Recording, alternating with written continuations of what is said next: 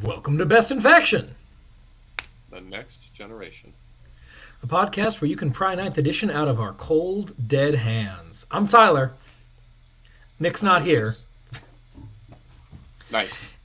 Yeah, we definitely practiced that. And we are back, and I wouldn't say better than ever because Nick's not here today, which is a bummer. But we are bringing you the first half in a TNG double feature this weekend. We'll be here today talking about the Bay Area Open 2023, and we'll be back tomorrow to talk about Brood Wars, the 5-man team tournament that'll wrap up our 9th edition on TNG. We got a whole lot of 10th edition stuff coming up. You know, they got releases, they got NIDS indexes, they're all very exciting. Come find me, come talk to me in the Discord about that stuff. That's not what this is about. We're here to wrap up what we do best here, which is talking about a couple of tournaments. And my oh my, do we have a tournament for you today. So, before we jump into all the meat and potatoes, though, how we doing today, boys? And by boys, I mean boy. How you doing, Lucas? Oh, call me the knob, dude, because I'm a bigger orc after this tournament for sure. Plenty of crumping got done. Doing well overall. It's been a crazy week since Brood War, which, you know, like Tyler said, we'll talk about tomorrow. But yeah, just still have some of our California representative on the team up. So we've just been hanging out all week, shooting the shit and just hanging out. So it's been really fun. Yeah, it's been a great week overall. Got a lot of hobby done, played a lot of games, and it's just been a lot of good fun. How about you? How have you been doing? Have you been surviving the finals post Brood War life? Yeah, I'm doing pretty well. I in order to make BAO and Brood Wars and all that nonsense happen, I pushed a lot of pots onto back burners, and well, now I just have a lot of pots. But we're making it work. Got to get through this week's basically over. Just got to get through next week, and we'll be good to rock and roll again. Very excited to move into some 10th stuff, but right now I'm a little bit up to my eyes, so making it work. But just got off of a pretty phenomenal back-to-back weekend, so I'm feeling great. Sweet. Well, we want to keep this one a little bit lighter, a little bit tighter, because we know there's another entire episode to check out tomorrow. So we're going to jump right on in then to our main coverage of today's event, which is the Bay Area Open 2023. This took place, it's May 28th and 29th, so 2 weeks ago at the time of recording, in San Francisco, California. Just right next to downtown, as Kicker kept saying. It's like a 40-minute drive, but it's basically right next to it. Anyway. San Francisco, California is a fun place for us to go because that is the major metropolitan area of our birth and upbringing. BIO was the first major event that Lucas and I went to back in 2019, if you can believe we've been doing this for that long. So definitely not one to miss out on much. We had a real great time down there last year.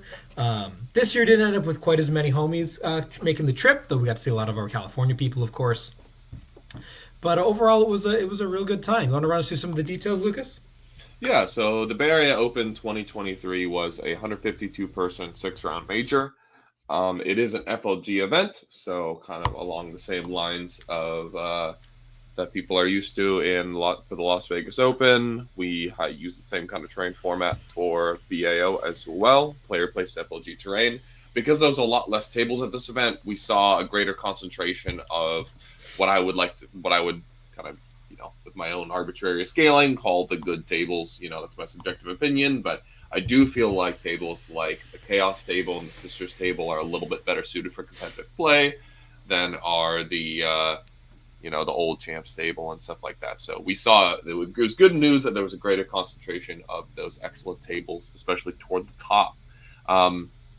We got some random win path pairings, which was wonderful. And then opponent's game win percentage tiebreak. You know what? I'm not even going to say it. Never mind. So for tiebreakers, we use opponent's game win percentage. Don't ask me what that means. Tyler and Nick pay a lot more attention to that kind of stuff. I just like Crump and Gits. But overall, great tournament. It was held at the is it the Marriott by the airport? Yeah, the Oceanfront Marriott at the SFO airport. Yeah, if you've never been, it's a fun venue. You get to go outside and see the runways at SFO, like just across the pond, as it were, just like across a little stretch of water, which is pretty cool. So yeah, there's tons of stuff happening in the area. There's lots of good. Well, actually, I was gonna say there's lots of good food options, but that was one thing I wasn't super enthused about at the event. But yeah, a Yeah, lot of good for fun. sure. For those of you who are not familiar, because this is worth dwelling on because this does transcend editions. OG win percentage has kind of been an up and coming form of tiebreaker. I know some people, notably some Sisters players, are particular fans of this as a tiebreaker as opposed to battle points. The philosophy is that battle points in theory, all of this has a million asks associated, but the thought process is that in battle points you're getting rewarded for playing into the weakest possible opponents, especially at something like a 6-round 152 person event where there's going to be 3 undefeateds.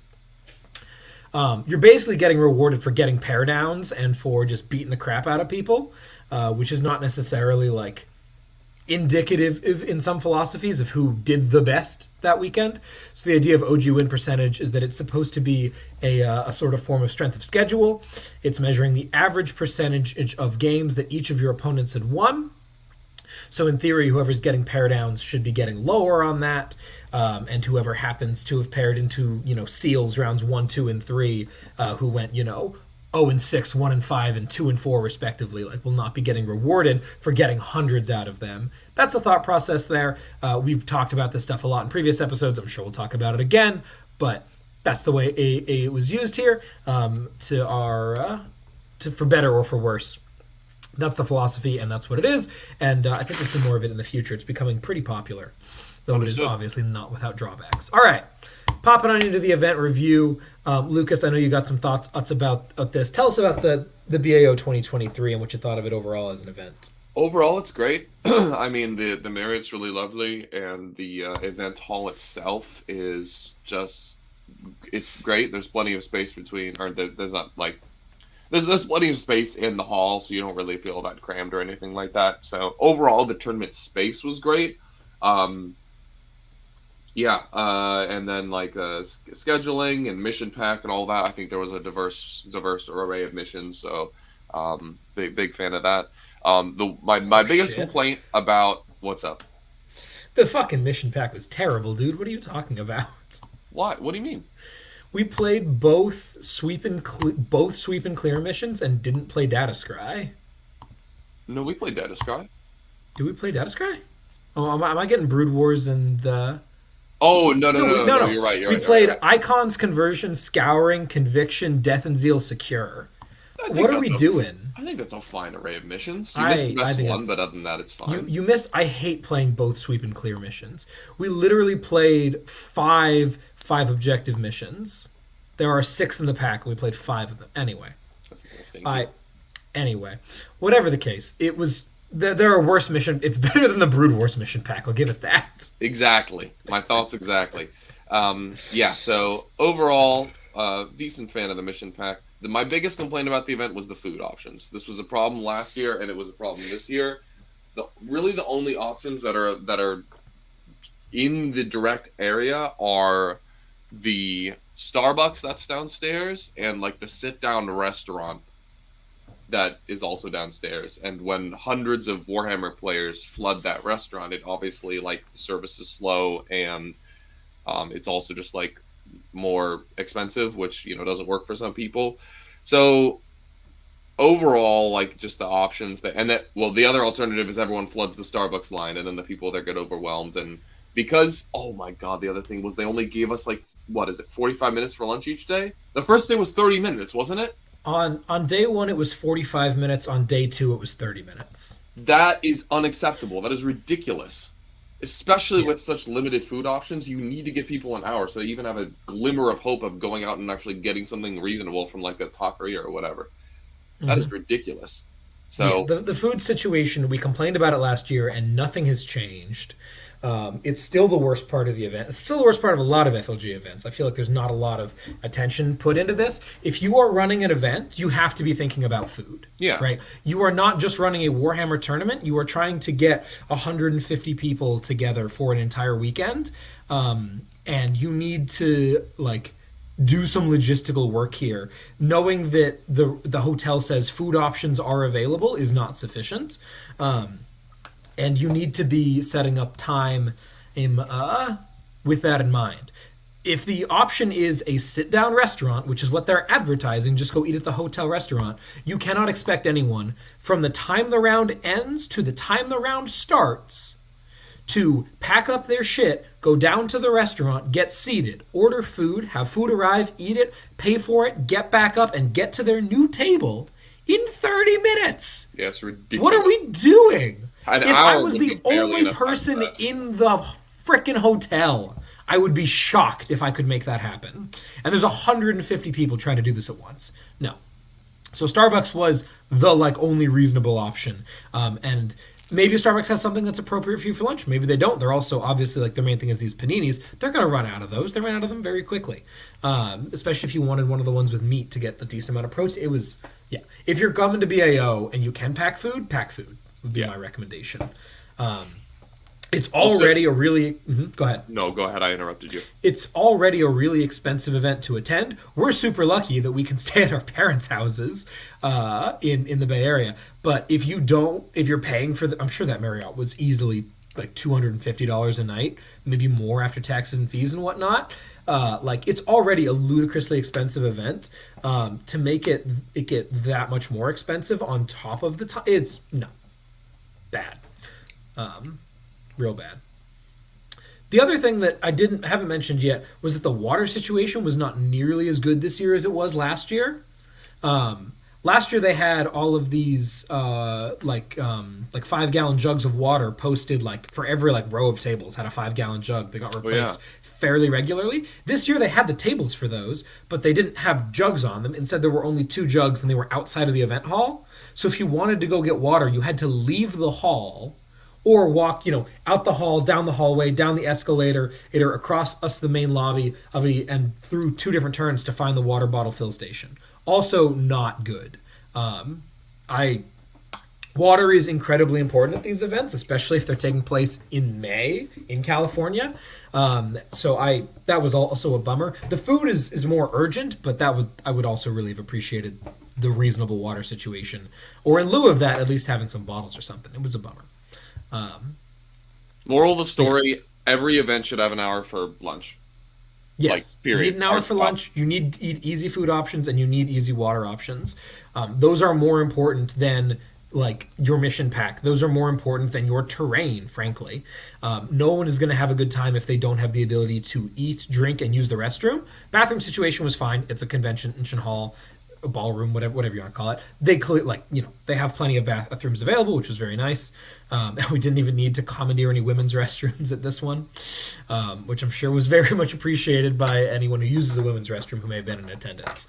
But anyway, overall, good event. Little bit of miss the mark on the logistics there, but all the Warhammer stuff was really, really nice. Oh, other big thumbs down for no stream. What's going on, FLG? This is the company that really pioneered and brought streamed 40K at tournaments to the front of the room. What? I feel like they're just so used to having Wargames Live rolling up and doing all their stuff in exchange for gas money, which is a ludicrous deal, by the way. We love you, Joe. You're incredible. I think they all just got soft, and suddenly he had to be somewhere else that weekend or whatever, and they just didn't want to put it together. Maybe there was some big... Last year they had the FLG streaming crew do it, didn't they? Yeah, it was not Wargames Live last year. I'm 95% sure it was just a regular stream. Yeah, because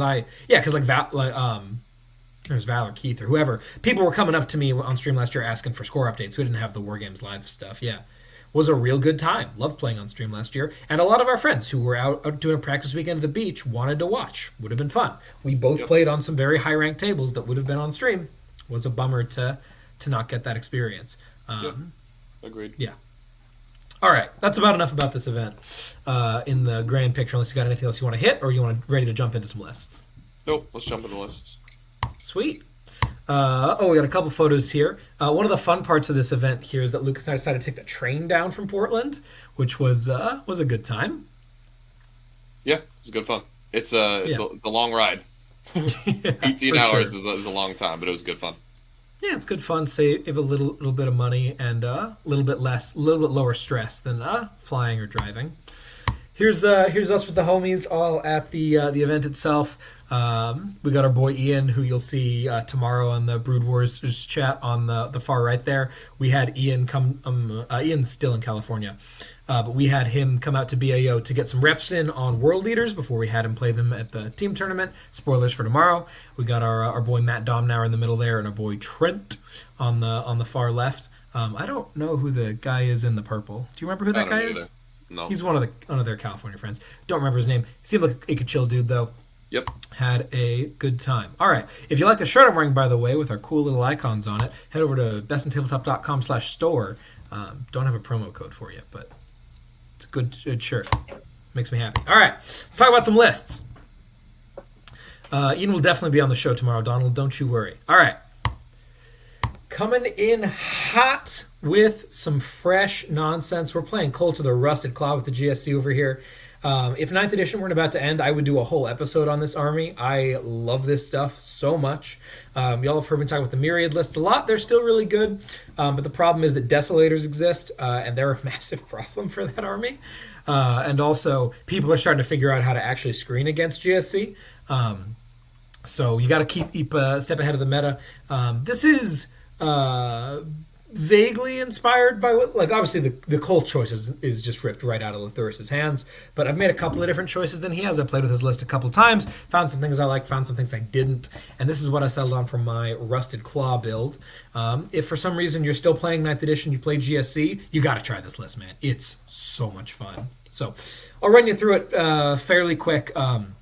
And you'll see some of the nitty gritty as it comes up throughout the event. So we're playing Cult of the Rusted Claw, which means not Myriad Cult. Instead, we pick up reduce AP 1 and 2 by 1, which is mega money into Desolators and other things. And we also pick up Advance and Remain Stationary, which is huge, just for shooting, obviously.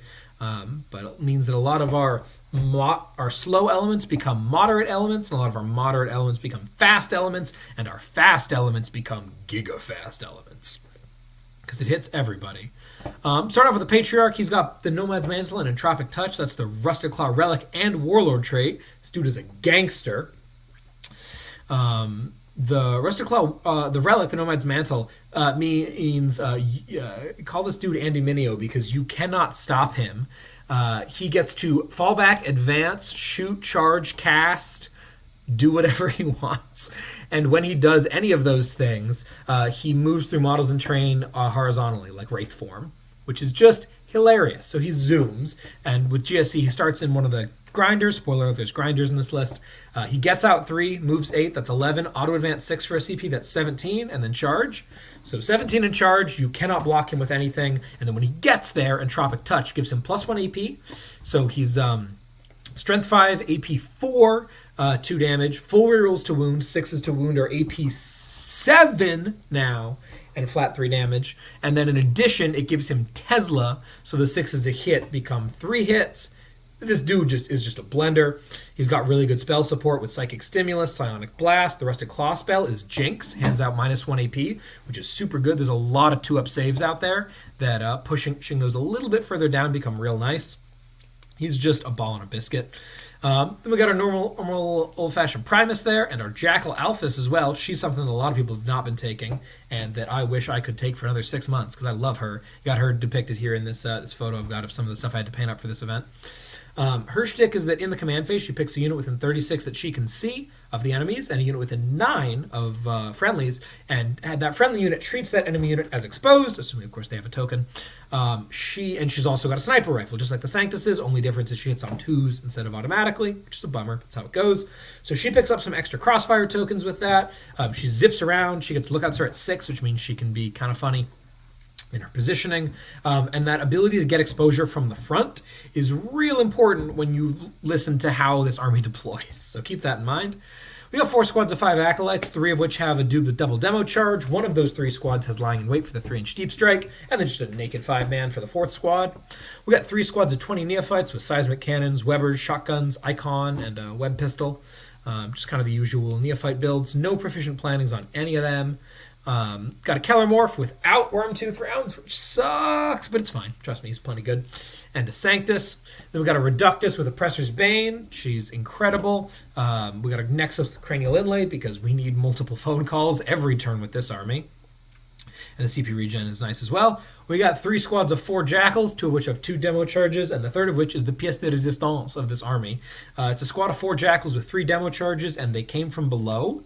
If you don't know, the Rusted Claw stratagem is drive-by demolitions. In the movement phase, I repeat, and I will only repeat this once, in the movement phase, sorry, I'll repeat it one more time just in case anyone wasn't listening. In the movement phase, after this unit has made a normal move, an advance, or a fallback, if that move goes within 6 inches of any enemy units, starts, ends, in the middle path, doesn't matter, you can throw a demolition charge at them. And when you do that, demolition charge has flat 6 shots.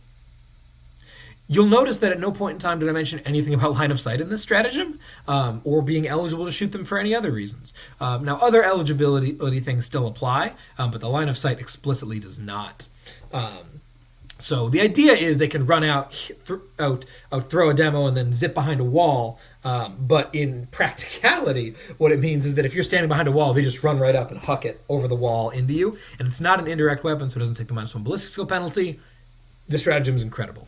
It happens, I'm going to say it one more time, just for those in the back who may not have heard. It happens in the movement phase. That is absolutely not the last time you're going to mention that, by the way. No, it is not. It's so good, dude. What that means is that it happens before you move the rest of your units, before you have to apply any tokens, other than the Crossfire token from the Nexus, obviously.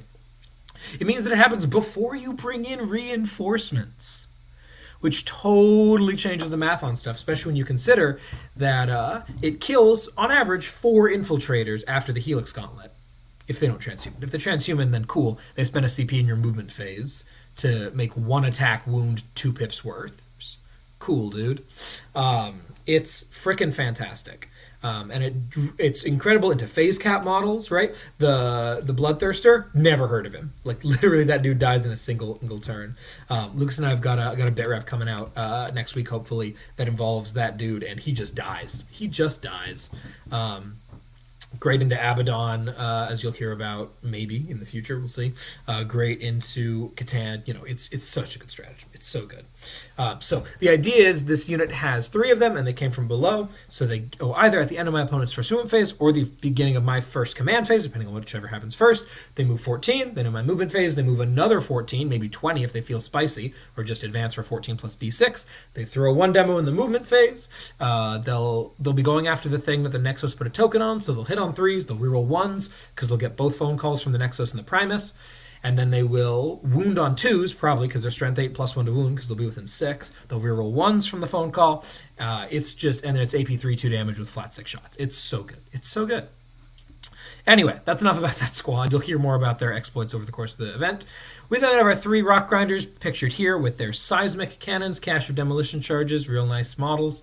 And then a truck with from every angle. The loadout you're going to see in most of the games is that truck starts with from every angle, again, is the first turn outflank. That truck is going to start with 5 of the Acolytes with demo charges, but no lying in wait, and then the Sanctus, and then the Reductus. Collectively, I refer to this thing as the Fuckmobile, because this is highly mobile, and it fucks. This truck just blitzes around doing whatever the hell it wants, going 10 plus D6, arriving turn 1, getting within 24, applying tokens, applying massive damage, and then when it gets close, it applies even more damage, because it's got a cache and demos inside. It's just, this list is so much fun, and it is such a bummer that I'm done playing it forever. But anyway, that's the list. We'll hear about how it does, but it's spicy.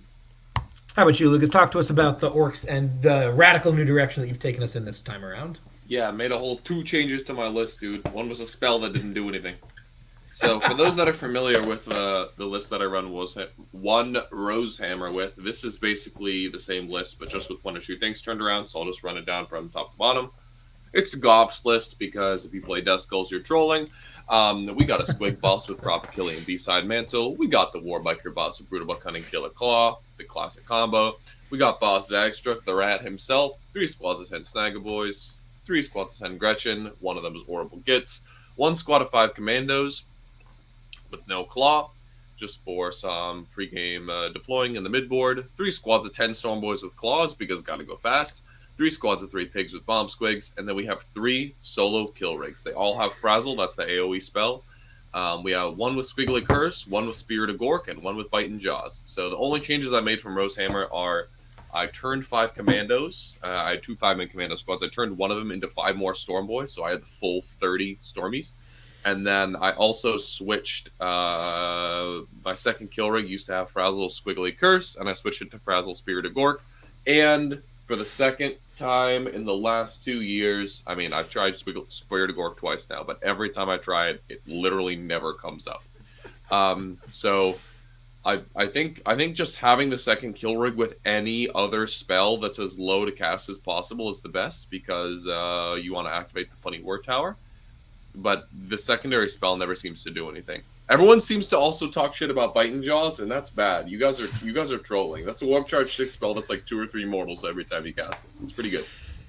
That is a Lucas spell if I've ever seen one in one, dude. I don't know anyone else in this game that gets that excited about doing 2 mortal wounds. It's a smite. It's a smite.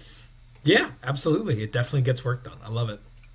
Cool. All right, let's jump right on in then.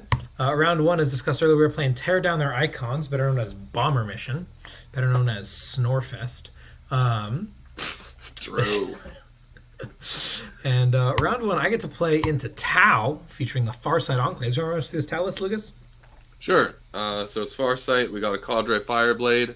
Is this the guy with Ortu's Lantern? No, that's you gotta. I think you gotta play a different. I think that's Different guy? that's a Borkan relic. I think. Darn. All right, we got Farsight himself.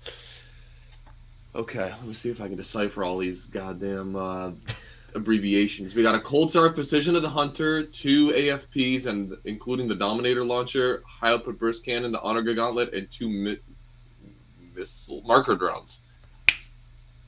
We got a Shaper with the EM Scramble, the EM Scrambler, the Rat himself carrying the high-tech box.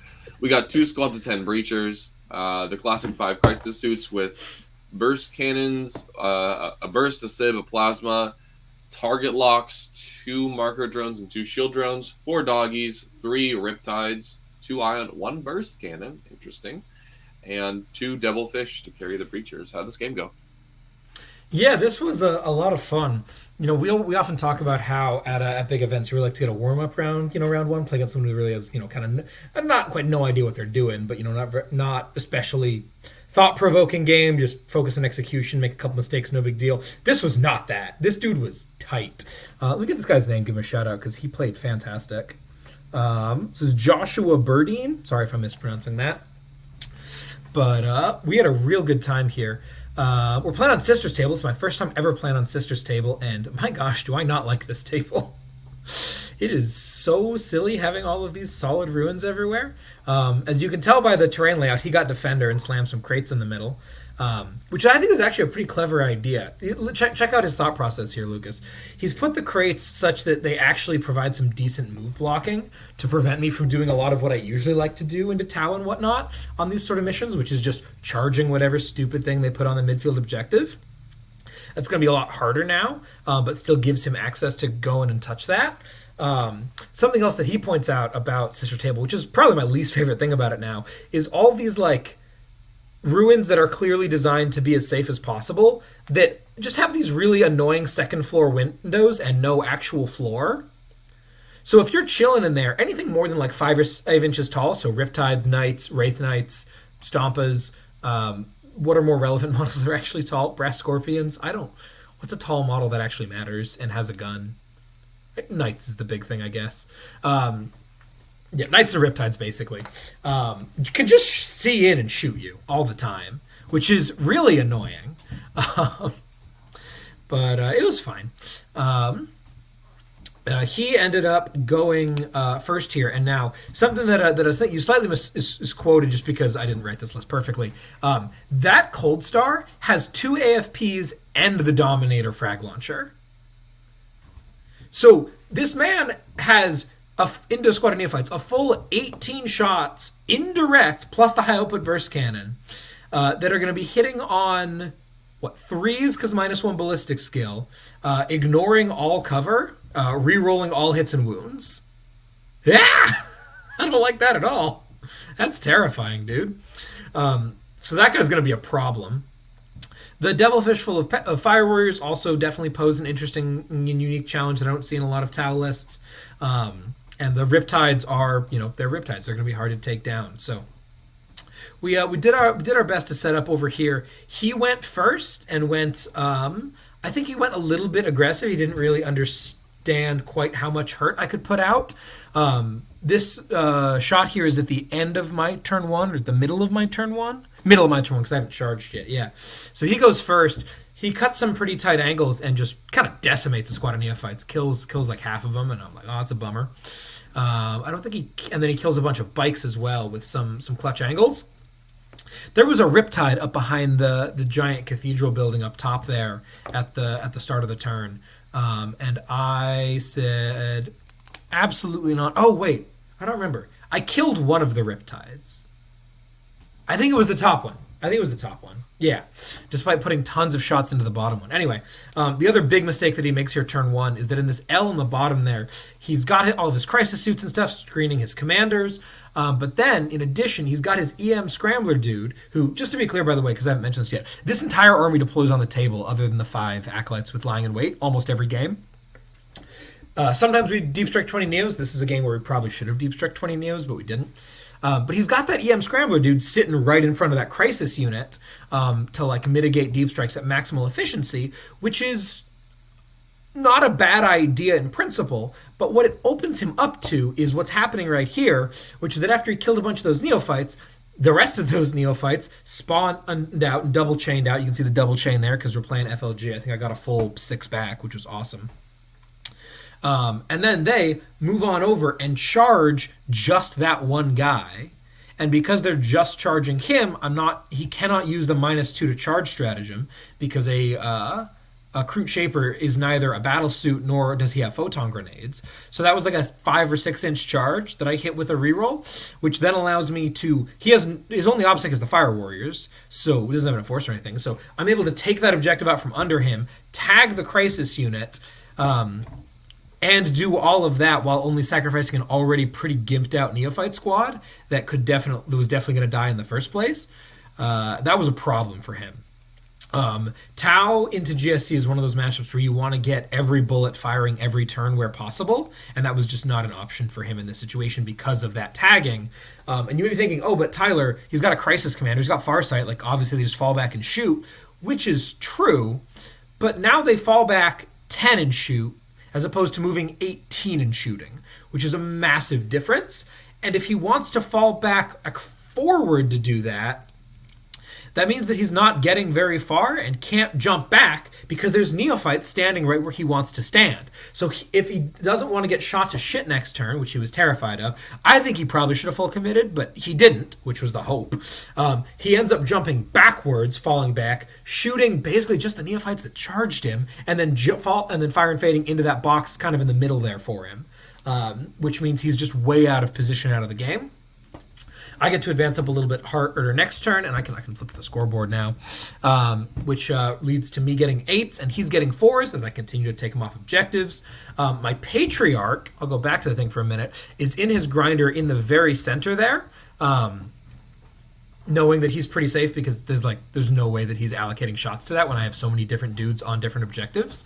And afterwards, he busts out the side, blitzes across the table, and says, you know what? That AFP commander, once he gets rerolls up, that's terrifying. I cannot let that happen, and just assassinates the motherfucker. Smite, Psionic Blast, Charge. That dude doesn't have an invul, and he's just got 2 marker drones. That guy got toasted. Admittedly, he was not able to do this in a way that didn't involve getting heroic by Farsight because he rolled a 3 on his charge.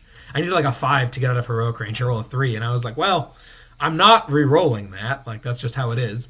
So Farsight heroics in. The Patriarch rips that Cold Star in half, and Farsight says, "Oh, you think you know a thing or two about ripping dudes in half? Hey-ya!"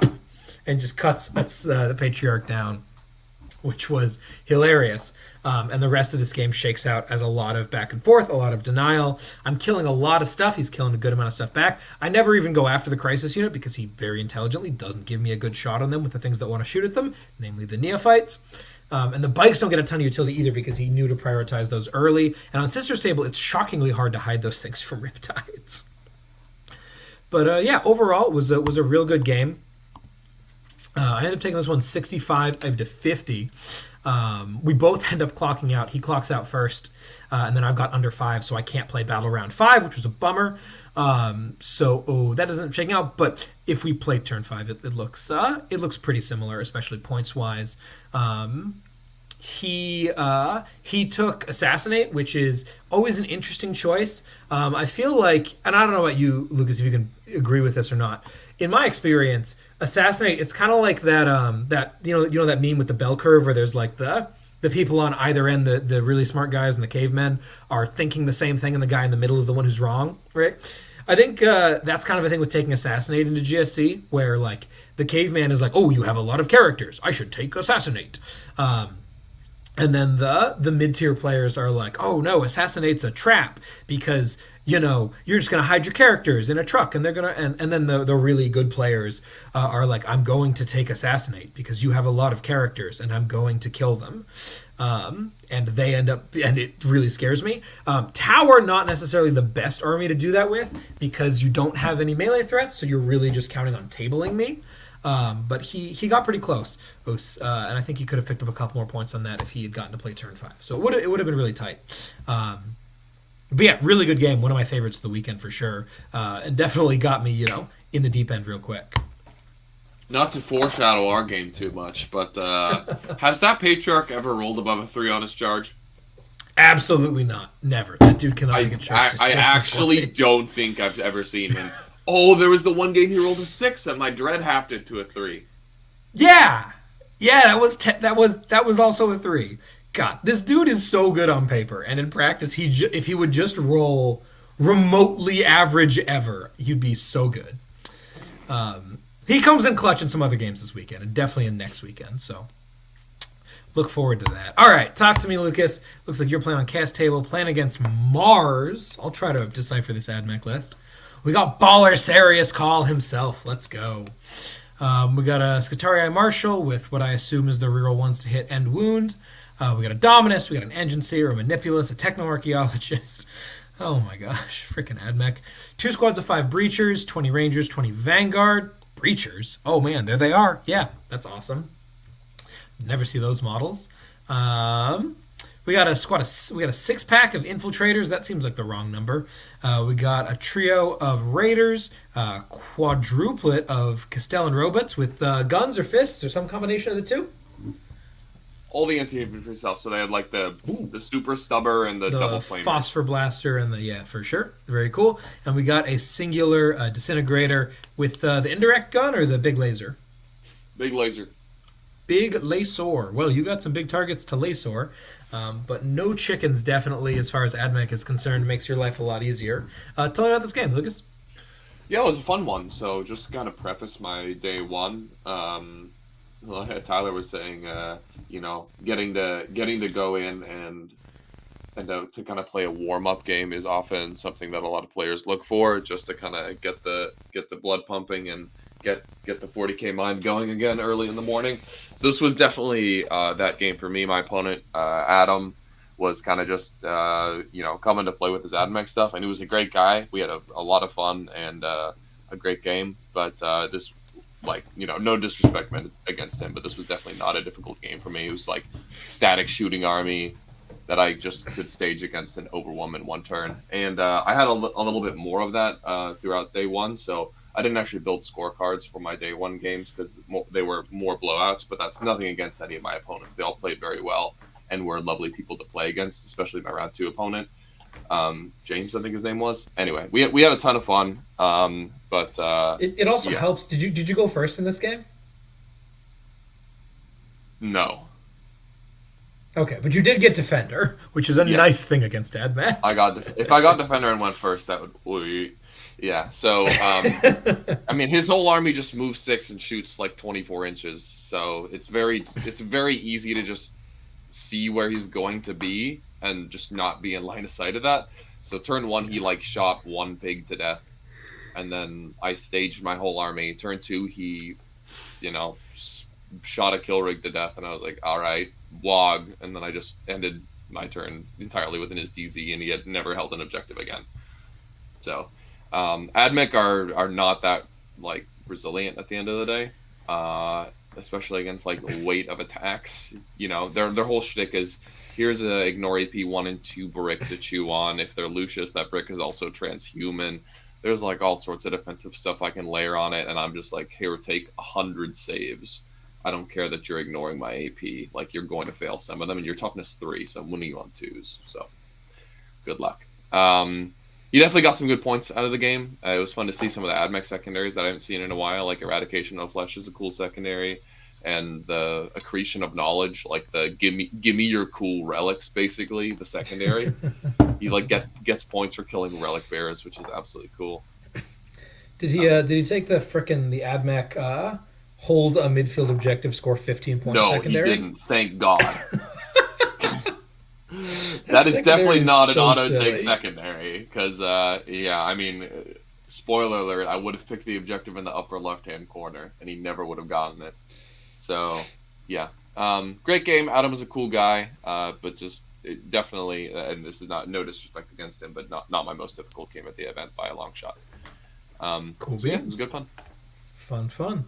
I dig the freaking chaos table in pink. I know we got to talk this weekend about how all the chaos table colors look real good. This is definitely still the best table FLG has made, and it looks great too. Cool. Bring it on into round 2. We're playing Conversion, which is the one where we're definitely going to keep our warlords alive, right? Right, Tyler?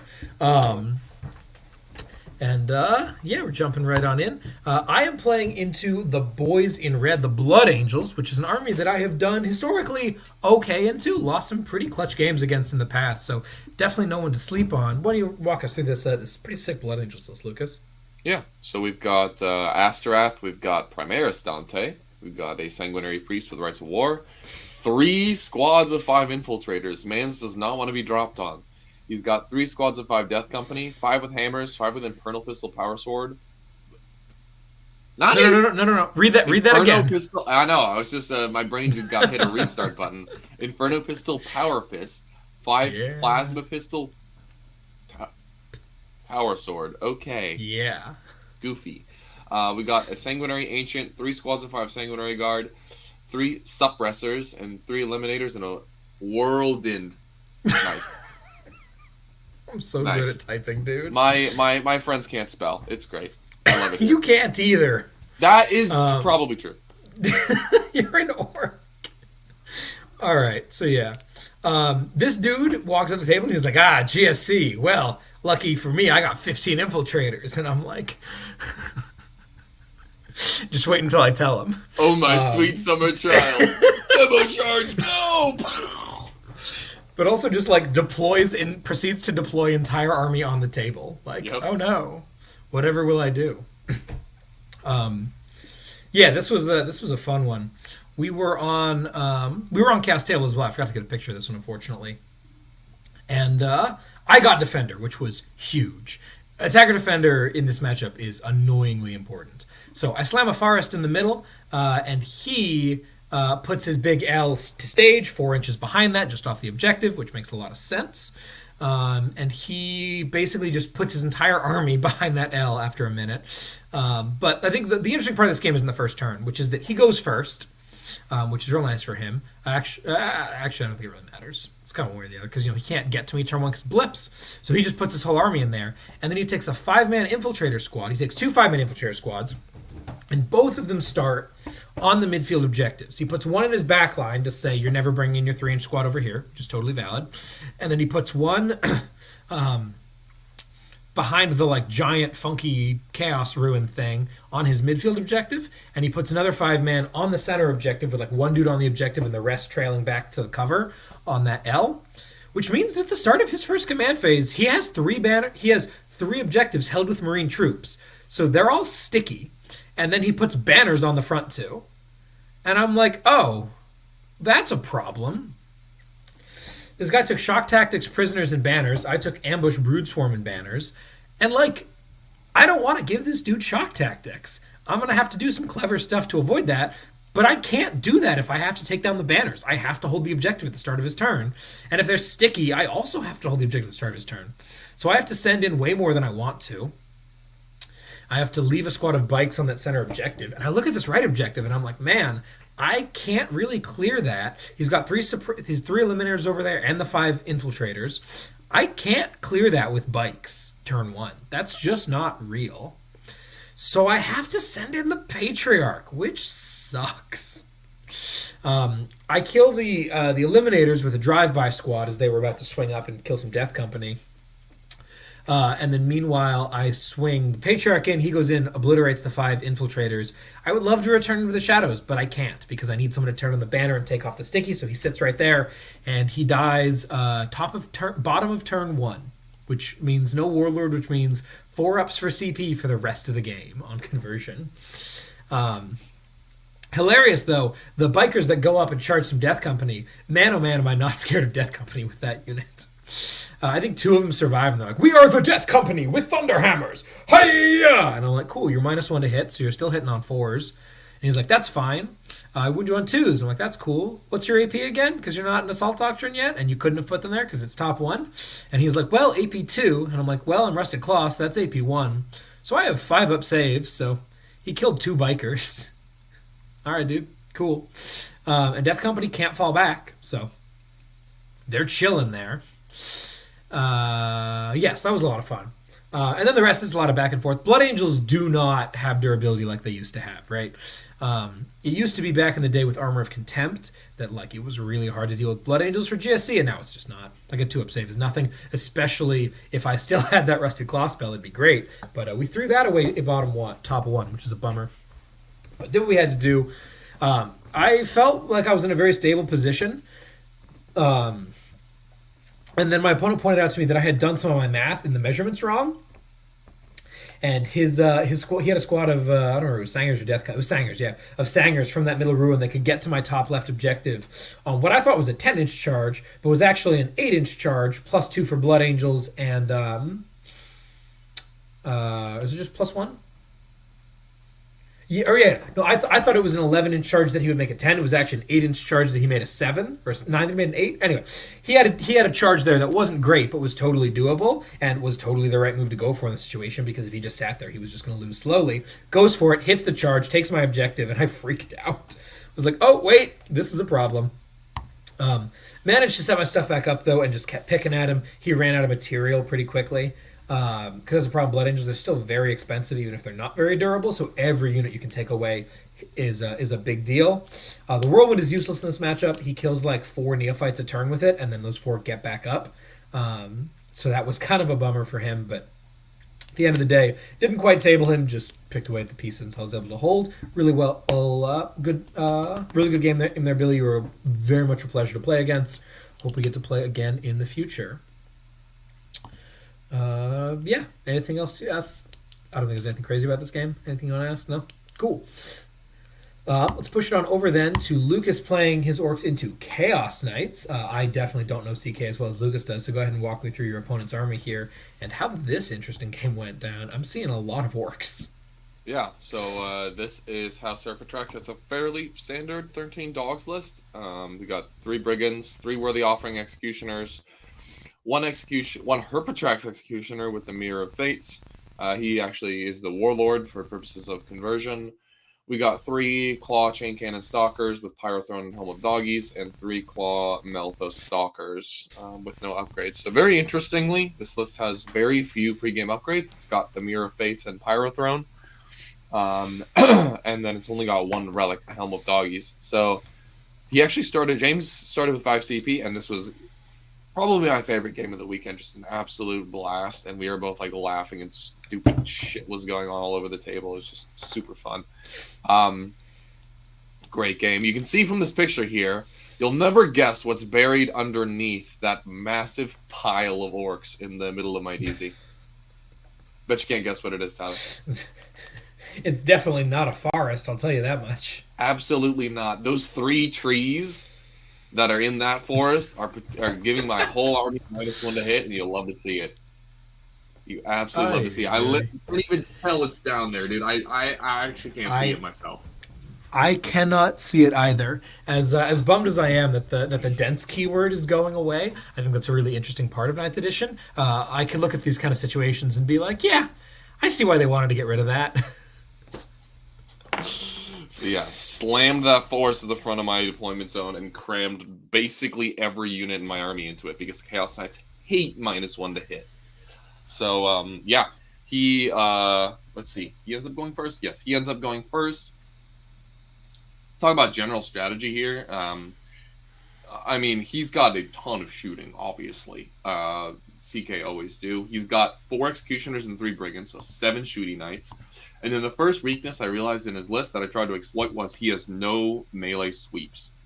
I think he actually, I might have miswrote this, but he has 1 dog with a chainsword, and all the other 5 have claws. So he's got 6 melee knights, one of which is good against infantry, and all the other ones are basically terrible in melee. So I figured, if he leads with the shooting knights, then I get a bunch of free tags. If he leads with the melee knights, then I get to kill them, and then he can never come near me again. So that was my general, approach to this game, and it ended up working out pretty well. He pushed forward. He killed like a rig and some pigs on turn 1. Pretty underwhelming shooting overall. The Meltas hitting on 4s was super sketchy, and he rolled a little bit under average. And then I instantly wogged, and I think I killed 4 baby knights that turn, 3 of which were melee ones, including the chainsaw. So at that point, he was crammed into his DZ, and he had 3 melee knights left. So I just kept throwing my army at him, and that big. This is also my first game on Sister's Table, and quite an interesting table. The didn't matter super much here because I was playing against knights, but all the solid boxes were definitely pretty interesting to play on. But that objective in the upper left, my good bits objective, was safe the entire game. I just had 5 commandos and 10 Gretchen chilling on that, getting me a ton of points, which was excellent while the rest of my army ran out and fought him. And so, yeah, we just kept bashing each other. He kept, weaseling his way onto the middle objective with pylons and consolidates and charges to get Ruthless Tyranny. And then I'd, throw him back and kill another 2 knights, and then he'd shoot me a whole bunch and charge back onto the objective. Lots of back and forth. But in the end, it ends up being a fairly decisive win to the Orcs after some key dice rolls did not go his way on turn 3. Won this game 99-68. I still think it is overall a Chaos Knight's favorite matchup. I mean, the Dread just messes with us super hard. A couple things went my way. First of all, getting a forest to deploy in this manner is ideal. It's money. And then obviously being on corners means he's a lot closer to me. And Chaos Knights, while their secondaries are good, a lot of them are kill the opponent or be on 3 objectives. So for him to get Ruthless Tyranny and also be prepared to get Ruthless Tyranny in the following turn, he has to put knights within charge range by definition. So I got to punch them super duper hard. Obviously, Beast Snagger stuff is insane into vehicles, but I definitely underestimated how much damage the kill rigs were going to do. The laser beams just zapping 5 wounds, 8 wounds off knights all the time. A couple mortals from them each turn. And just the plethora of AP2 multi-damage just meant that his army started dying really fast. That giant blue dice on the right was his CP dice, and I mentioned that he only had 1 relic pre-game. This ended up actually being pretty good and pretty big in our game because I asked James why. I mean, obviously I'm a Chaos Knights player as well. I asked him why he didn't invest heavily in more relics and warlord traits because they are super good in dog heavy lists, and he said he just really likes the stratagems and just spams the best ones every turn over and over and over again. So he just used -1 damage basically every phase. He used rotate every phase, and it didn't always come up, but every time it mattered in a big way and gave him a point swing. So I actually kind of like that approach, using your CP rather than for cool shit in the pregame step, use it actually where it matters on the table. So in this lower right objective where there's that dog chill in there, he's like, you got 20 Storm Boys fighting me. -1 damage probably won't matter, but in case it does, I'm going to do it anyway. And lo and behold, that guy lived on 2 wounds and then gave him a 4-point primary swing on turn 2. So definitely some cool play. James was a great opponent and played it very well. Just unfortunately, his meltaguns were loaded with nothing, so they just never could hit my kill rigs or damage them whatsoever. So definitely quite Very nice. unfortunate. So in as a Chaos Knights aficionado yourself, in addition to rolling better, which skill issue, what do you recommend to Chaos Knight players who may be struggling with this sort of matchup in how much pressure the Orcs are able to apply? How do you approach this matchup as a Chaos Knight player to try to be able to dig yourself out of that? You want to drag them out as much as possible, and especially because his list is so shooting heavy, he can't come near the middle of the board and contest me. Otherwise, he risks losing a lot of knights like he did on turn one.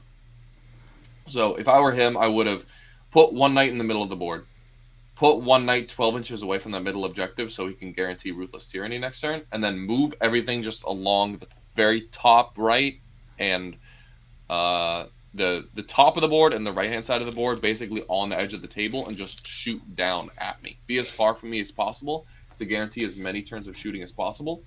And then just like bombard until maybe you miss some Ruthless Tyranny points, but in exchange you retain assets and are able to keep dealing damage into the late game, because that was his issue. By the time turn 4 rolled around, he had like 3 knights left, and then he just couldn't really damage me anymore. So Yeah. definitely would recommend playing more cautiously. I feel like I don't see you lose games where you don't get tabled.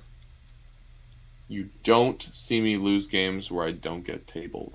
Yeah. Yeah, Like that's pretty accurate. a lot of times what ends up happening if you're losing a game is, oh, my opponent sat all the way back properly for long enough, drawing me out with just enough stuff that they were able to shoot me down, and then they scored a bunch of points on the back end. Because if you try to meet Orcs right up front and try to contest their scoring and try to get some early pickoffs and sacrifice a lot, you just win the material war. And with a pressure army, there's no way to bounce back with scraps in the late. You need an army to bounce back in on turn 3, 4, and 5, and have enough late game scoring to pick that up later, acknowledging that you're going to get way out ahead on the secondary game with good bits and stuff. That Yep, seems like the way to deal with Orcs, not so much this midfield approach kind of thing that it seems like a lot of your opponents go for. agreed.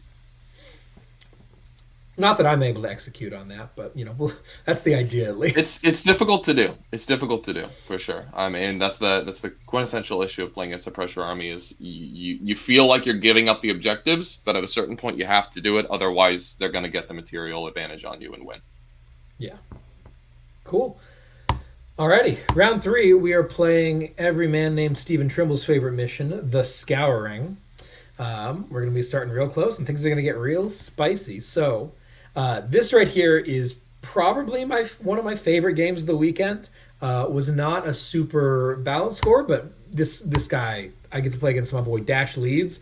We had a hell of a time because he is playing a hell of a list. You want to walk us through this Necron army, Lucas? Sure. So it's a Novak, which I believe is +1 AP in the first round of combat and +1 a charge. What a weird combo for Yeah, melee. and then from the protocol that he has all game, he gets +1 like strength and +1 AP on sixes. yeah, exactly. So yeah, he's got 3 single plasma sites. He's got the Chronomancer with the Veil of Darkness, 2 squads of 20 flayed ones, 6 Scorpex, 6 Wraiths, 6 Ophidians. So he's got 6 of each of the melee duders, 3 single Locust Heavies, a Night Scythe, a Monolith, and the Silent King himself. Yeah. So this is an armor right here. Can you walk us through the combo that this guy is trying to pull off? Sure. So I think the basic gist of it is there's a strat for the Night Scythe and then like an ability for the Monolith where you can like It's bring it's a strat. It's the same strat for both. it's the same strat. Okay, Yeah. Necrons make no sense to me. You use the strat and you bring a unit out of strategic reserves,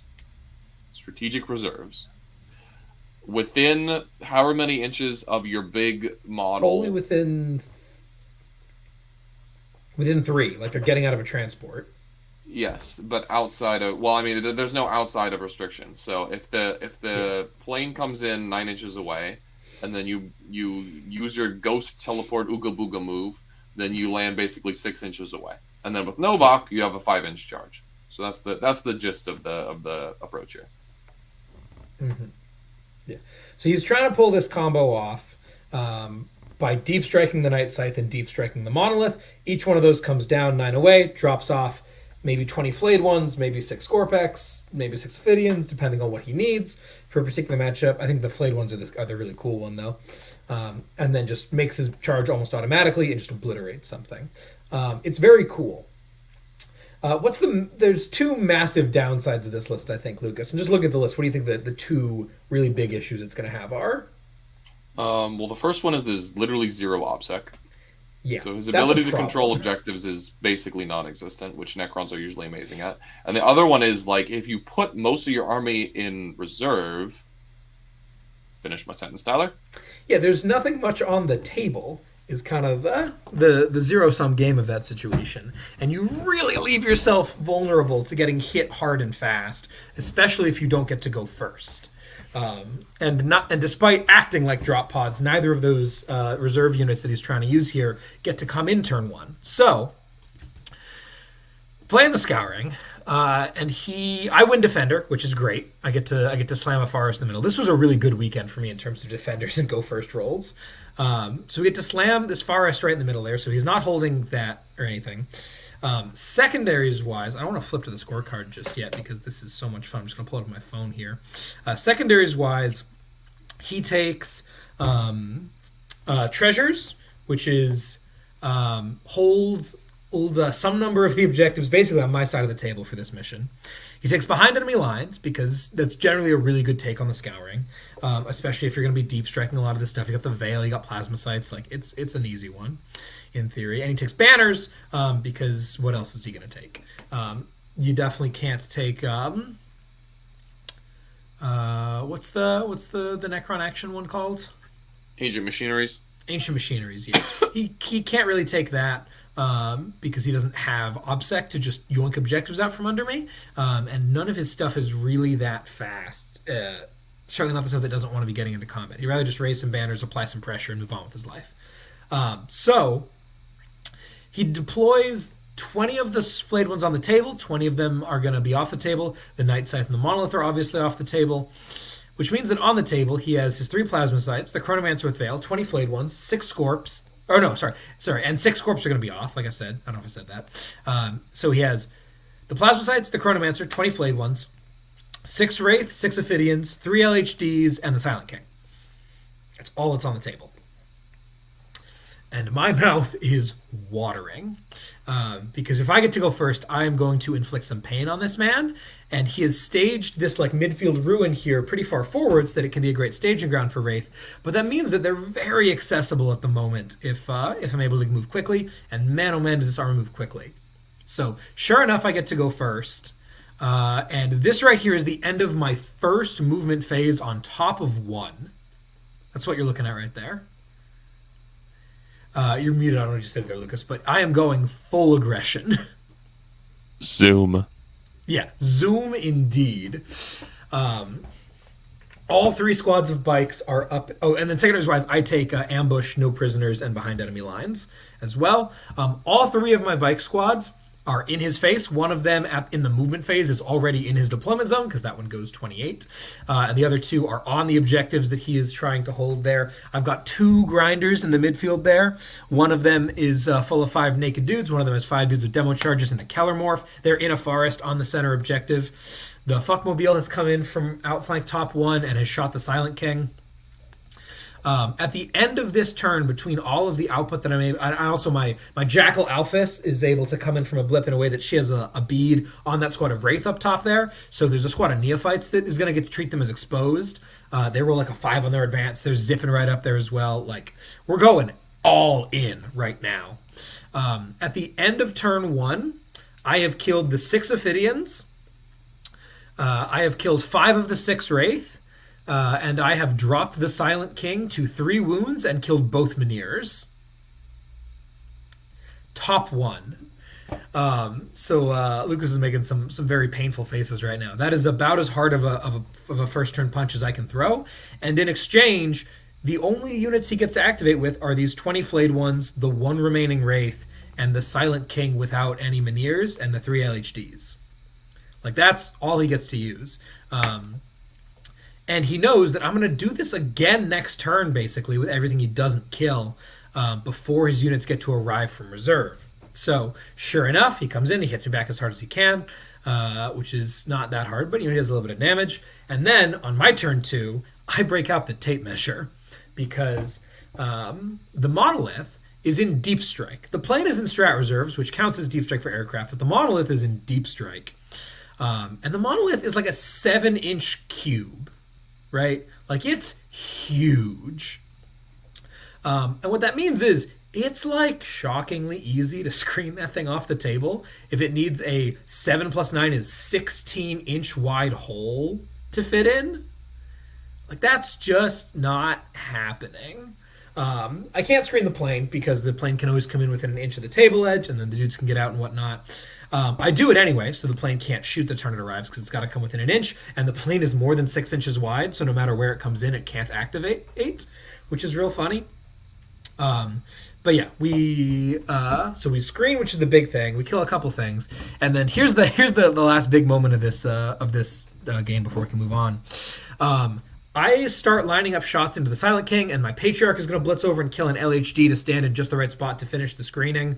And then I realize, oh, wait a sec, the Silent King explodes. Like, for 1 CP, and this dude has, like, 11.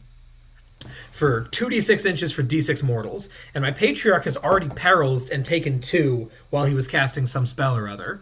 So, he's currently 3 inches away from the Silent King. That's a problem.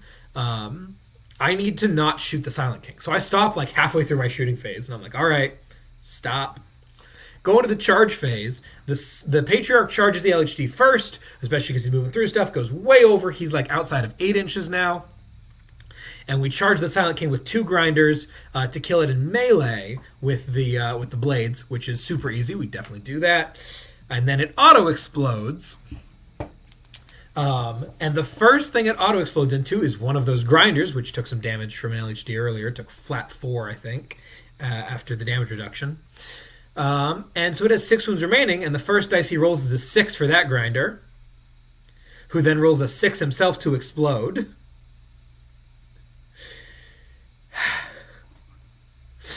Fortunately, the Silent King's explosion is only 7 inches, so it doesn't quite hit the Patriarch. But he kills that grinder. Between the grinder exploding and the Silent King exploding, we drop the other grinder down to 2 wounds from full. We kill the Reductus all the way. We knock the Sanctus down to 1. We do 8 mortal wounds to my squad of Neophytes.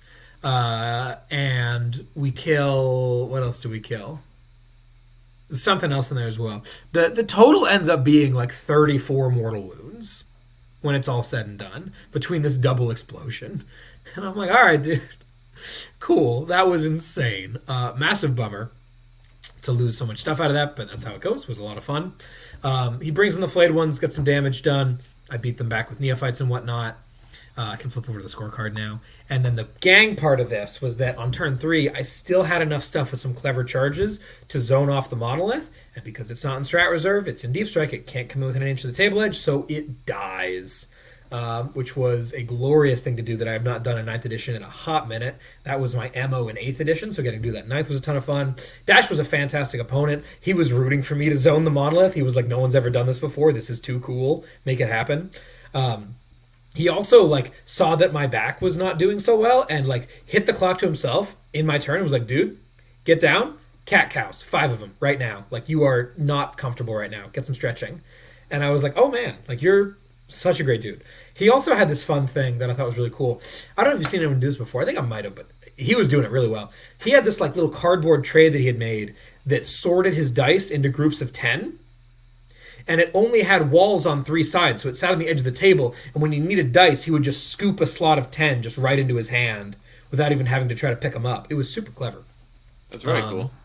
Yeah, so props to this dude. He knows what's up. The scoreboard does not reflect this game. He ended up scoring a 3 on behind by just flying the plane over and getting the Scorpex out on... because, you know, fortunately you can use the strat not just on the turn the plane arrives. If I had downed to the plane, the Scorpex would have had to have walked on, which would have been a bummer for them. But ends up being a 99-36 win, which is pretty dang crushing. It doesn't help that I scored 12s on primary every turn. But... was a real good time. Dash was a fantastic opponent. Really hope you get to play him again in the future. Was great. Yeah. Alrighty. That will push us over to Lucas's round 4, and this is where Lucas starts to really heat up into some known names here. Lucas is playing into our boy. I don't know our boy. I haven't spoken to him much, but the man, Junior Fleehey, who is like he's a pretty old name. He's been around the block a couple times, done pretty darn well, and he'd been kicking some butt the day before with his Leagues of Votan. This Euryalus has gained some popularity, especially in Europe, and it's been picking up in the U.S. as well. There were a couple people at the event playing. I think Frankie G and Papa was also playing this exact list point for point. So it is Ymir, because we're not trolling. It's got an Ymir champion, because maybe we are trolling a little bit, with Exactor and Warrior Lord. So this dude, on sixes to wound, which also means 4-ups for judgment reasons, just like flat piles of mortals or something? Is that how this guy works? Yeah, I'm something like that. Yeah, he every once in a while he rolls a 6 and is like take D3 plus 3 D3 mortals. plus 3 mortals. That's awesome. So he's got a high call with experienced die. He's got a regular call as well with unrelenting toil and warp strike. Oh, I'd never seen warp strike on a call before. That's kind of fun. So that does he not have the? Does that let him take the other crest, or He's is got it the just he's got the teleport crest, and he's upgraded it with warp strike. So the teleport is free, and he has the 12-inch no deep strike. Gotcha. Very cool. He's got a squad of 10 troops. He's got and then he's got the kind of the main attraction of this army, which is the 3 squads of 6 bikes with every upgrade imaginable on them. Those things hit. He's got 2 Sagittars to split those troops between, and then he's got 3 squads of 5 Grav Thunderkin. So this is a lot of gun, but it's very concentrated into a small number of units, and it's not really all that fast. So there's some real counterplay here. Lucas, tell me about this game. This one sounded like a doozy. Yeah, it's definitely a fun game. The scouring was quite unfortunate for Junior. I mean, it's notoriously one of the hardest missions to control your primary on against pressure armies, and he definitely felt that this game. My normal plan into Votan is like reserve the rigs, and then once they start realizing I'm going to beat them on secondary, they start pushing forward. That's usually like turn 2 or turn 3, and then you just slam donkey them with a bunch of kill rigs.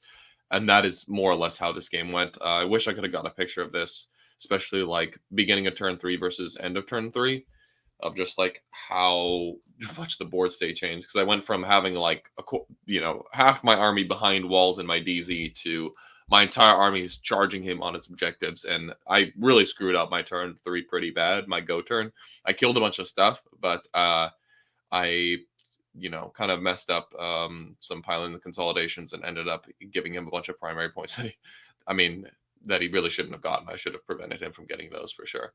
But it is what it is. He ends up with an 8 on primary on turn 3, but at that point, I've just like crammed my entire army into him, and we're just fighting on all the objectives. And Votan have like some decent primary with all the OBSEC bikers, but putting them on objectives means they're getting charged, and that's really not where they want to be. So he did some cool tricks though. I definitely haven't seen these tricks with the Thunderkin and biker list. There's like a shoot in a combat strat that he used very well.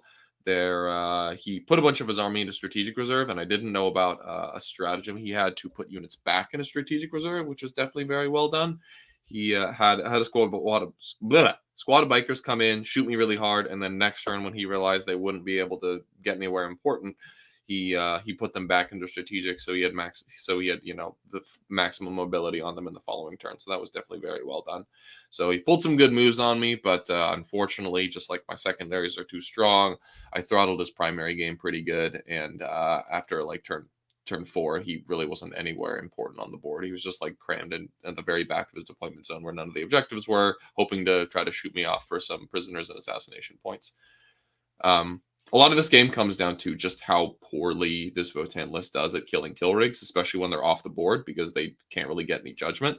They won't be on objectives, they won't be in line of sight, and then I'll bring them on in places where hopefully the calls can't see them.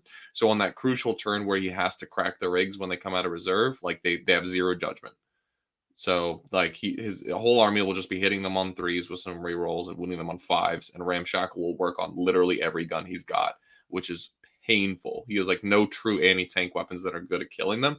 So it took him forever to chew through the kill rigs. I think I actually ended the game with all 3 of them alive, which is I can't tell you the last time that's happened. So yeah, definitely very scary. And then with all the 4-up armor, 5-up invul that Votan have, all the AP2 of the rigs is like perfect. So it was very, very, very unbalanced game in terms of like the profiles we were hitting each other with. He did very well to stay in it, but after turn 4, there was just no hope of him being on an objective ever again. Bro, how are you going to talk about this game and not talk about turn 2? What turn 2? What do you mean? This was the best story of this game, in my opinion. Was the mismatch in expectations for Junior. Oh, yes. So he goes first and pregame moves with a bunch of bikers. I spend my turn 1 killing those bikers with as little as possible, which he obviously shoots to death the next turn. So on that next turn 2, he brings in his whole army. He's like, I shoot your units without the wall, and massacres them all. And then on my turn 2, I just get the good bits, strategic scan, and pass. His turn 2 is like all this planning and getting all these angles and lines and like shooting me in the right order. I'm like, cool, dude, you killed all that stuff. And so his turn 2 takes like half an hour. Passes it to me. He's like, "What you gonna do?" And I just like move one. Because I mean, you gotta imagine here. You know, you're playing into Orcs. It's turn 2. It's Wagon time. They're gonna be going for all these charges. He's gonna bring in all the rigs. He's gonna be dunking on you, trying to hit you as hard as he can and see if you can take it. So as a Votan player, you're intelligently setting up for that, sitting back, trying to be ready on angles, trying to blunt that force as much as possible, seeding that ground like Lucas was talking about earlier in order to get it back later, hopefully, when the Orcs have to overextend in order to get to you, right? And Lucas responds with... Move Grot onto objective, get good bit, pass. That turn he got like 1 no prisoners point and 3 assassination. I'm like, nice, dude. I'll get 3 scans, 6 good bits, 2 green tide, pass to you. He's like, oh god, I gotta do something about this. And that's always the funny moment where like the light and the shooting players it's where they start panicking, okay? And they realize I'm outscoring them super hard, and they're just like, I gotta push. And then I'm like, yes, it's Wog time, boys. That is the thing that is irritating me about Orcs. Like, Orcs being the, hey, we're going to apply maximal pressure, so you have to sit all the way back and just take it, and then we'll see how hard you can hit me back, right? Like, that sort of we get the first punch in is cool. That's a very normal thing. The fact that they additionally out-passively score almost anyone in the game is just nonsense, dude. Ugh, especially on this mission in particular. Like, Scouring has got to be your best mission by a long shot for that kind of reasoning. Cool. All right. Sweet. So good stuff. Taking down Junior. So we're both 3-0 at the end of day 1. How are we feeling going into day 2? There's still some sharks in the water. What are you worried about? Definitely some sharks in the water. I mean, there's I got 2. There's 3 Team USA players that are still undefeated. So maybe we'll get some matchups against each other tomorrow. But yeah, definitely worried about lots of world leaders in the pool. That game is always scary. And who else is in it at this point? There's a lot of Space Wolves still in the pool, and Space Wolves are excellent, so I'm worried about that as well. But overall, feeling pretty good about the wins that I got on day 1. What about you? Good stuff. Yeah, I am feeling real good. The field looks pretty dang open to me. Obviously, I'm terrified of your sorry ass. Like you said, Team USA, Jurek is still in there. And he would be a lot of fun. We've played this matchups like this a couple of times. I feel like with the Rusted Claw stuff, I'm finally in a good position to handle him. And his list does a couple of things worse than yours does. He's got substantially fewer Storm Boys. He's got substantially fewer rigs. He's got less OBSEC. Like, he's got a couple more expensive tools that don't do much into me. I feel like that matchup is pretty doable. So we'll see how that goes. Space Wolves are always scary. World Eaters are always potential. There is that Chad still out and about. Our boy Trent is still in the pool. Don't forget our boy Trent. Is Domnauer 3-0? I don't. Yeah, Domnauer is also 3-0. Like, our boys are booling out here. Tragically, Ian Law is Ian's 2-1 after day 1. Is that right? I think he is. But yes, there's a lot of options. We got to mention the Chad. Is his name Chris? I think was the guy's name. Christopher Shelton. Yeah, Chris Shelton. You want to run us through Christopher Shelton's list, which neither of us get to pair into, but it's worth talking about. I mean, awesome. I don't have it pulled up, but I have it by memory, as it turns out. He's got... I don't even know what his HQ is. Oh, a world leader, master of executions, baby. And then he's Bingo. got 5 berserkers. He's got 1 spawn. One or two, We'll, yeah. we'll move on to the Lord of War category. He's got Angron, Primarch of the World Eaters. He's got a Chitin Ravager. He's got a Corn Lord of Skulls, and he's got A brass scorpion, a baby. Brass Scorpion. Yes, he's got the 4 big boys. Dude's a Chad, and Indeed. he is 3-0. Tragically, oh no, he goes 4-0 too. He wins his next game. Who does he? I don't remember who he played. Maybe did he beat Trent? No, Trent. I don't know. Anyway, real cool dude. Great list. People were having a real good time with that. All right, so round 4 rolls around. We're on our way in. Shout out to our boy Matt Domnauer for giving us a ride when we didn't have one otherwise. We're playing Tide of Conviction. It's a great mission. It's the only good Dawn of War mission that has ever existed, as far as I can tell. That's a lie. I think we've really come around to the Dawn of War missions recently. Band of Sanctuaries and Tide of Conviction are way better than we give them credit for. And I am playing into World Leaders, but not that World Leaders, a different World Leaders. Lucas, you want to rush through this World Leaders list? Yeah, we got the Snore Eaters here, dude. Man's an F4 Lord of Wars. He's got I Invocatus. mean, this is not as snore as like Ian's list or something. True. He's got Invocatus, Juggerlord with Glaive, 4 squads of 5 Berserkers, 2 squads of 4 8-bound, 3 squads of 3 Exalted. We're really just pushing boundaries here, breaking conventions. 3 squads of 1 Spawn, a Rhino, and Angronald, the man's. Yeah. So Angron is a real fun addition here. Angron is bad. People will tell you. Why is Angron bad, Lucas? Because you can't take Invocatus' Warlord trait. Yeah, it's a bummer. There's a second reason also that Angron is bad, which is that for him to even vaguely function, you have to be really good at rolling 8-inch charges. Right? That's true. Because, like, his whole shtick is, oh, look at me, I keep coming back in exchange for Blood Tithe points, but, like, you come back, you try for an 8, and if you fail, you kind of just get shot again. So that's going to be what it is. Like I said, this army doesn't have trouble dealing with a wound cap bloodthirster, who is Angron, but with a pip better toughness and, phase capping. So I'm not concerned about killing him at all. I played in the World Eaters a lot. I know their primary is going to be a bit of a struggle here. And this feels real good. I don't remember who gets Defender. It doesn't matter. I get to go first. And I'm like, oh, this is great.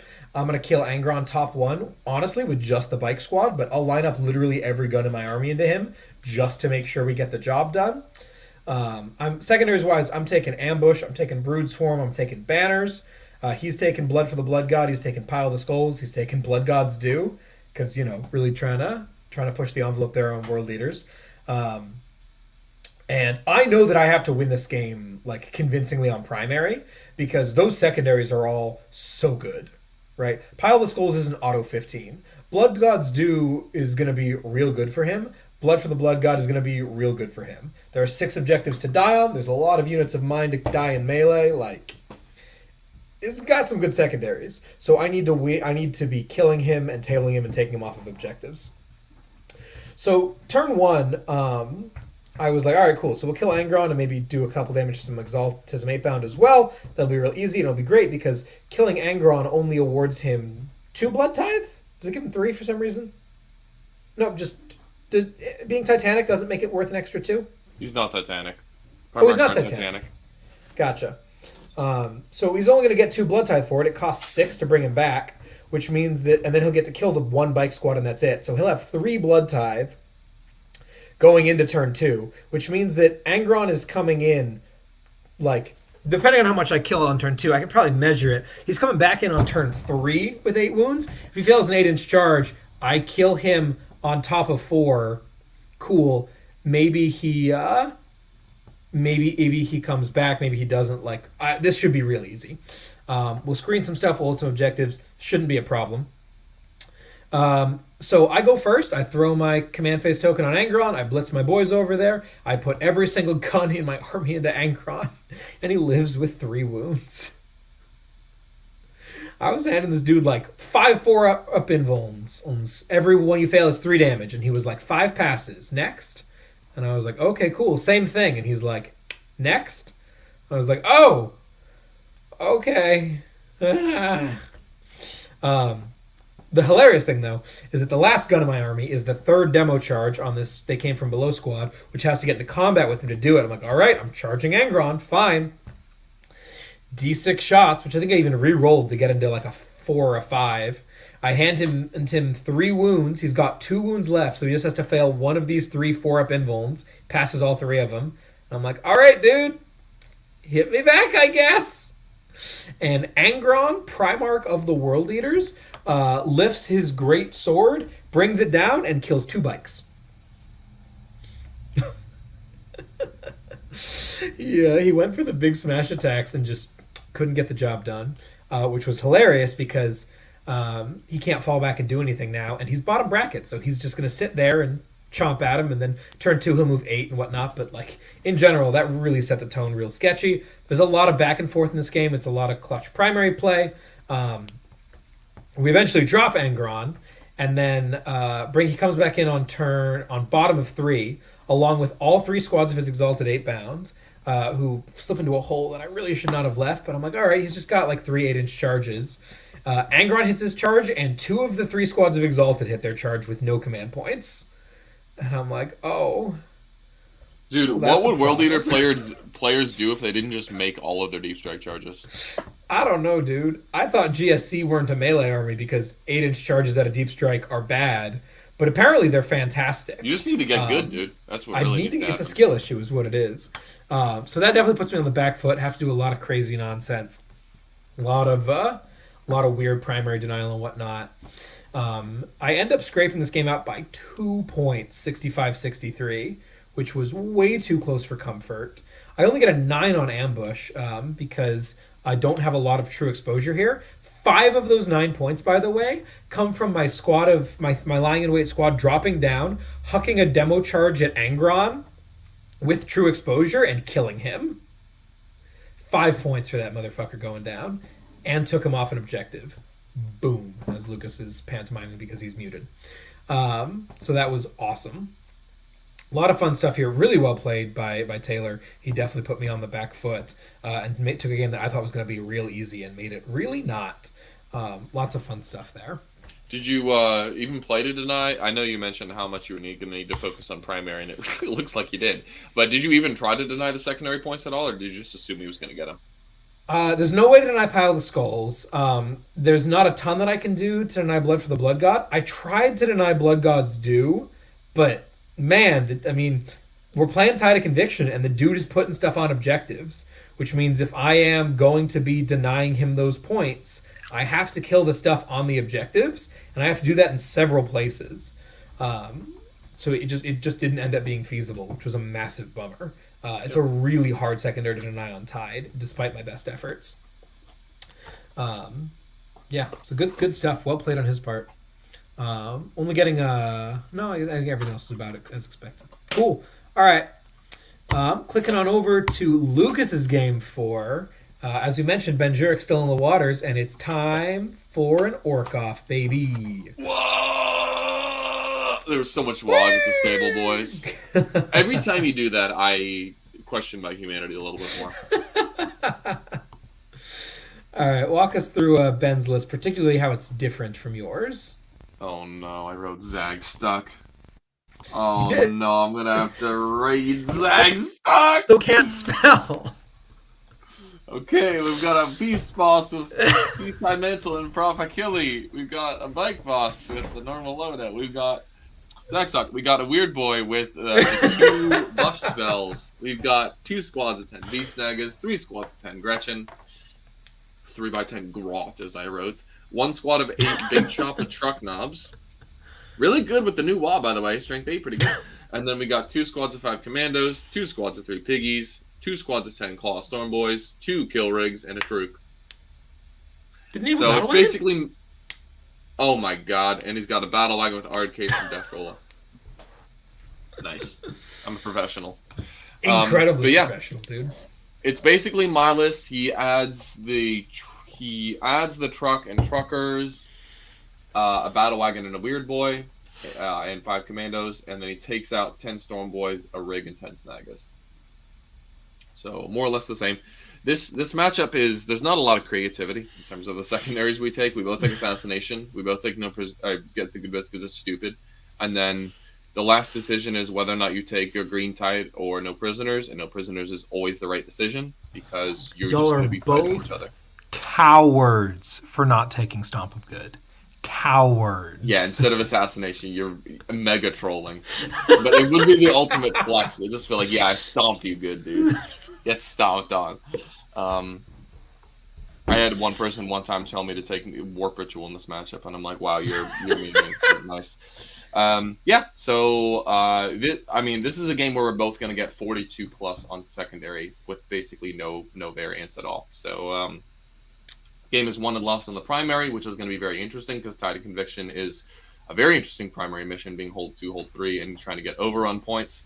So Ben goes first, which I think is overall good. I mean, end of game primary. Oh, by the way, I will say we did score a couple of things incorrectly in the last turn in terms of the overrun, just because, despite both being Team USA players, neither of us had a mission pack. Nice. So we kind of didn't know how to overrun. And also, it's in the app. This is why you need to use the scoring app and not your notebook. Jesus. Pencil and paper, baby. Boomer shit. Absolutely, Boomer. dude. Absolutely. So yeah, we kind of did some overrun scoring wrong. I think he got 2 more points than he technically earned, and then I got 1 more because I gave myself 4 in overrun. Either way, the result is the same. So yeah, we're both going to get the same secondary, so it's all going to come down to primary. Ben goes I should first. mention, by the way, I'm going to interject you there. This is one of the many reasons that I really like OG win percentage as opposed to battle points, because small errors in battle points happen all over the place. They're super common, and they almost never swing outcomes, but they can absolutely swing tiebreakers. So not only are you getting rid of nefarious battle point manipulation, you're also getting rid of accidents, because if there's a win-loss, people are going to go fix that. Anyway, go on. Definitely. Yeah, so Ben goes first. There's a lot of... I'm personally of the belief that whoever wogs first in this matchup loses, basically almost always. So we both don't put forward enough to warrant a turn 1 wog. He moves some stuff out. He kills some commandos and move blocks me. Takes the 2 on the tertiary.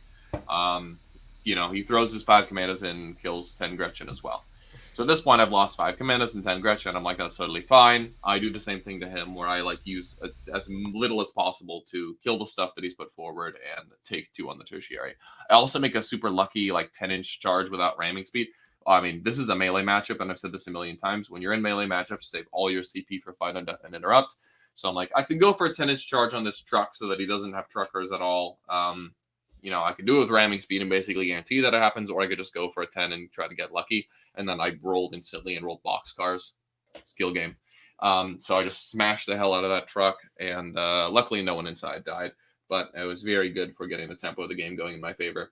So somewhat distraught. That's how you know that wasn't Lucas's truck. If that were Lucas's truck, he would have lost 3 guys getting out, failed morale, lost 2 more, and then thrown the truck boys into the next dimension. You know what? If they trip on the way out, then they can get thrown on the floor. That didn't make any sense, but fuck those guys.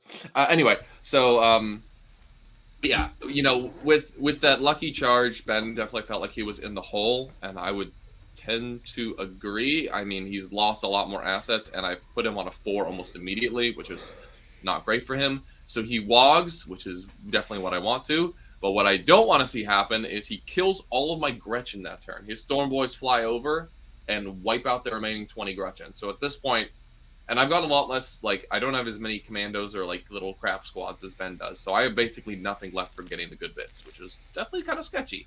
So he runs over, smashes all my Gretchen in the head, and I'm like, well, I've got to answer this immediately because all I've got left are punching pieces. So then I obviously walk back, and we just spend 2 turns beating the absolute crap out of each other, just unit kills unit, interrupt kills unit fights on death, smashes the interrupt target. It's just units dying all over the place. It's complete slaughter. But I end up making a couple of plays to deny primary because, like I said, this game's going to come down to who gets a couple of 4-point primary swings. I end up making a couple plays, especially with that rig that made that charge on the truck, to get OBSIC out onto his objectives and get a couple 4-point swings, which end up working out in my favor, and giving me about like a 12 to 16 point lead on the primary. So like 3 or 4 primary swings, which give me the win here. There was definitely a sketchy moment where I looked down at the board he went first, so at the bottom of 3, and I'm like, you don't have a lot left, but you have a lot of remnant units, and remnant units in matchups like this where it's all about trading and positioning are really important because they can allow you to keep scoring an objective with very few assets. And so he had all these remnant units and a couple of trading pieces left, and I looked down and I'm like, I got 1 squad of pigs, 1 squad of storm boys, Zagstruck, and 1 rig, and a bike boss. I'm like, I got 4 or 5 units, and you've got all this crap all over the place. And it was definitely a sketchy turn where I just needed to look at the board for 10 minutes of my clock and just be like, where do I want everything to go this turn? Because if I make the wrong decisions, I'm going to lose. So I end up parsing through it pretty decently, and that squad of pigs ends up getting all the good bits on my right-hand objective, just, slowly, not Gretchen style, which is very funny. But I end up finishing off good bits, and then obviously we both score a max on assassination and prisoners, and then continue to deny his primary and end up with a 15-point win, which was definitely very close. I mean, this matchup's never going to be a blowout. World Leaders Orcs is also never going to be a blowout for the same reason. But yeah, definitely a fun one. Well played to Ben. And yeah, just those couple primary swings comes down to a couple plays like that. Yeah, it's a lot of fun. It's interesting as y'all are both getting max secondaries basically. Like there's not if y'all are playing like you know what you're doing, like that's going to go really well. It being a primary game, I would think there might be some benefits to being the first initiator to make the battle happen on your opponent's midfield objectives instead of yours. What ended up happening that doesn't line up with what am I missing? Why is that not the case? The Orcs have good obsec, but most of it is inside of transports, or it's like Gretchen. So our ability to actually like stay on objectives is just like through threat. Like if I'm on this objective, you can take it from me because odds are I'll have no obsec on it. But if you take it from me, I'm going to kill you back. But that's just totally fine in the Orcs v Orcs mirror. It's like everyone assumes everything dies, so it's totally fine if Storm Boys go across the board, kill something, and then die on an objective. They've killed something and they've denied 4 primary points. That's totally fine. So neither of us have obsec, so what you can do is just throw 10 Storm Boys across, they kill something, they end up on an objective with 2 models, and all of a sudden it's a contest. So that's really what happens. And then also when you have obsec on the board, so once the snaggers are out of the transports, using them to their fullest extent. Like every once in a while I'll consider using the pile and consolidate +3 stratagem, the yoink an extra objective, and that's totally worth it as well. Strategy keeps me up at night, dude. Scary one. LVO 2021 throwback. No, 2022. Alrighty. Cool. So Lucas and I are both feeling pretty good going 4-0. Nothing can go wrong. Nothing can go wrong. Nothing can go wrong. Oh, there's your picture, Lucas. Got the orc mirror going on over here. Didn't realize you had that in there. Very cool. Yeah, at the end of this game, I had 3 pigs and Zagstruck left, and then he had full health battle wagon, 2 commandos, and a weird boy. So we were both down to the absolute dregs. What turn is this? This is top of 2. He's wogging right now. Okay, yeah. Gotcha. Okay, so this is what was confusing to me was that, yeah, it seems like most of the fighting is going to happen on his objective because those are your pigs doing all this move blocking, right? And that's his battle wagon there in the middle? Yep. Gotcha. Okay, very cool. Nicely done. Thanks. Are these his storm boys coming up the flank into your on the right? Next to your bike boss on the right here, bud? Yeah, that's gonna be him slaughtering my Gretchen. Amazing. All right. And then there's 10 storm boys in that wagon that are also gonna go room this turn.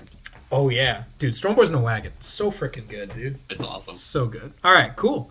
Good stuff. Moving on into round 5, we're playing the other Corners mission. Corners missions are dumb. It's time for Death and Zeal. And it's time for me to play into Space Wolves, my old nemesis. This is played by Forrest Fantone, who is a friend of the podcast. This dude's an absolute gangster. Spoiler alert, he wins the event. So 2 BAOs in a row playing the guy who wins the event. This one did not go quite as well as the last time did, though. Lucas, why don't you run us through this awesome Space Wolves list? Sure. Sorry, caught me in the middle of some washing. Is this Born Heroes or is it +1 to charge? Oh, it's Was he hitting on twos with all of his dudes? I have no recollection. Let me double check. I think he's Born Heroes because he's trying to use the Chaplain buff for the +2 instead. That makes sense. So he's Born Heroes, +1 hit on the charge, and Whirlwind Rage, 6 explode in the first round No, of no, no, combat. no, no. Yeah, exactly. Yep, 100%. He's got a Chaplain with... What is WO? Wise Orator? Oh my god, okay. So he's got a Chaplain with Chance on twos. He's got a Chapter Master with Jump Pack. Dude, Armor, don't forget Rust. about Warrior of Legend, dude. I'm pretty sure that's just like the Space Wolf. You get a Warlord trade strat. Oh, I don't remember. What is his saga called then? Saga of Majesty? Yeah, that's what it is. Aura one? The Aura one? Yeah. That is some awesome tech. Yeah. Yeah. Saga of... Oh, Aura of Majesty. Yeah, my apologies. I wrote the list wrong. That's the thing I needed to get. Yeah, he's got You Aura of idiot! Majesty. Don't you That's know Space correct. Wolves? Absolutely not. I hate them. But go on. We got a Chapter Master with Jump Pack, Armor of Rust, and Hunter. 5 Infiltrators. Judiciary with Rights of War. Damn it. Get wrecked, noob! 3 squads of 5 Wolf Guard. 3 squads of 5 Wolfen. 3 squads of... Oh my god, this is so symmetrical. It is so pleasant. Isn't it? 3 squads of 6 Sky Claws. 3 squads of 5 Grav Longfangs, and a Drop Pod.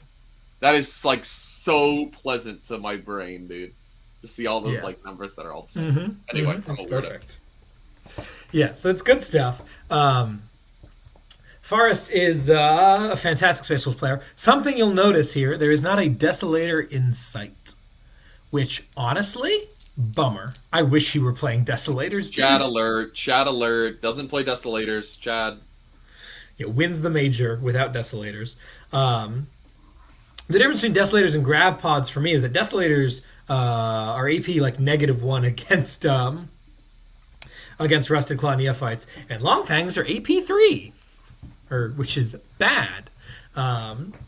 So this is a really fun game. I get Defender, thank God. There's no way I can play this game without getting... I mean, there is. But, like, this game gets way harder if I don't get Defender. And I also got to go first, so I was feeling real good.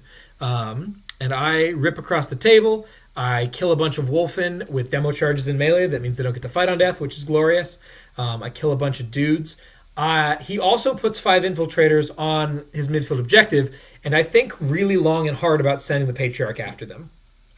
Because I went first, and he put them off the objective so that I wouldn't kill a unit on an objective turn 1, because we're playing Death and Zeal. Because of that, I could go in, kill them, and return to the shadows.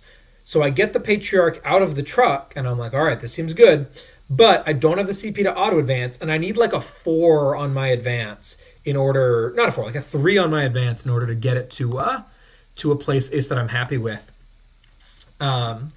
And he rolls a 1 on his advance, and I'm like, oh, that's a bummer. That'd be like an 8-inch charge, or 6, whatever it is. I can't accept that risk. I hem and haw about it and say, all right, screw it, fine. We'll just leave him next to the truck, and we'll go deal with those guys with bikes instead, which was fine. This turns out to be the biggest mistake of my life. I did not understand it then, but it works out. It goes downhill real quick. I blitz a ton of stuff up the top left into what looks like a safe position to me with my player place and whatnot, holding down that objective nice and strong. Getting lots of OBSEC on there. His rights is on the Judiciary, so he's going to take a really long time to get that to a super relevant place. And yeah, I'd kill a ton of stuff. I feel really good about my turn 1. And then bottom of turn 1 happens. And I thought that my Neophytes were safe. That there are 2 squads kind of on my home field objective behind some crates. They're pretty safe. And then there's 1 squad up behind that at L in the top left, and I think they're safe. He brings in his Grav Pod and's like, that looks like line of sight to me. And I'm like, oh no. I have made a mistake. I needed to screen this thing, and I thought that I was safe and sound. I was not. And the icon is the first model that he can see. So we're not pulling out a line of sight here, boys. Between the 2 squads of Grav, he kills the squad of Neophytes to the model.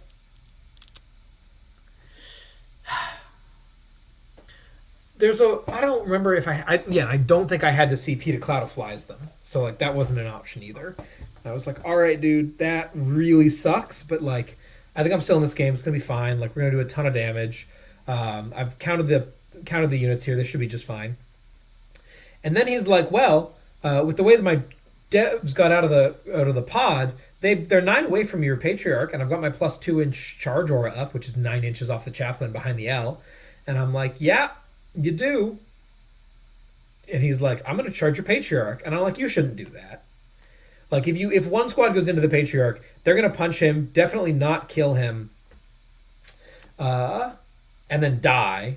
And, like, that, you don't want to give me units like that. And he's like, what if both go in?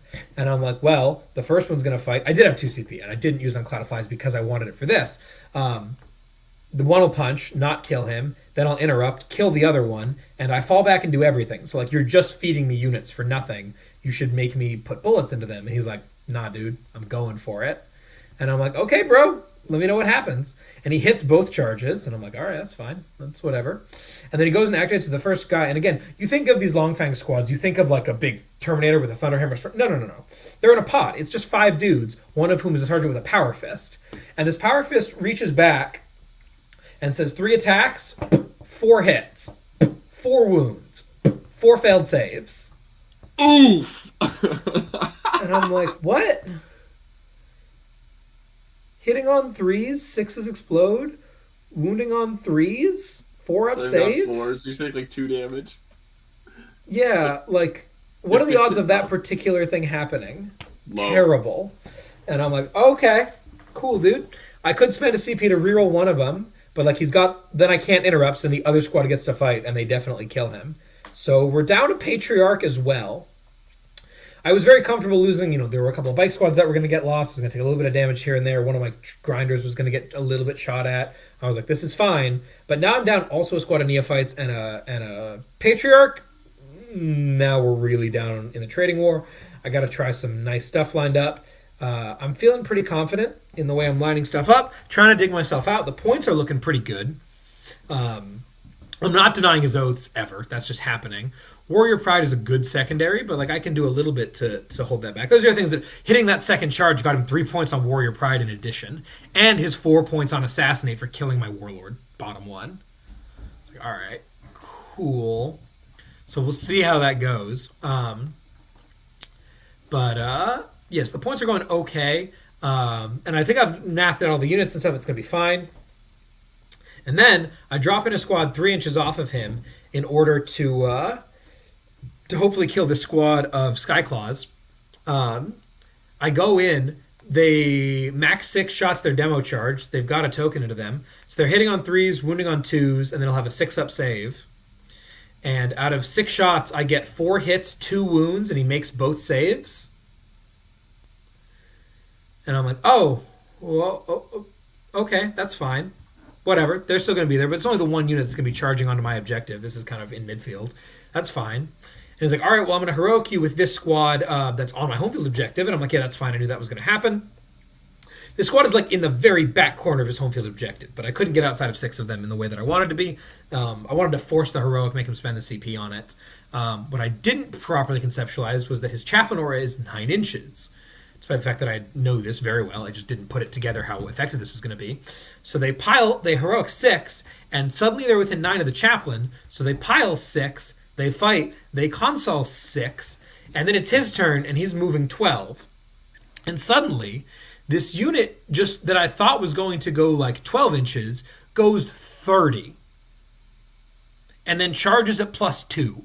This unit literally starts on the very back corner of his home field objective and ends his turn in combat with a unit on the very back corner of my midfield objective.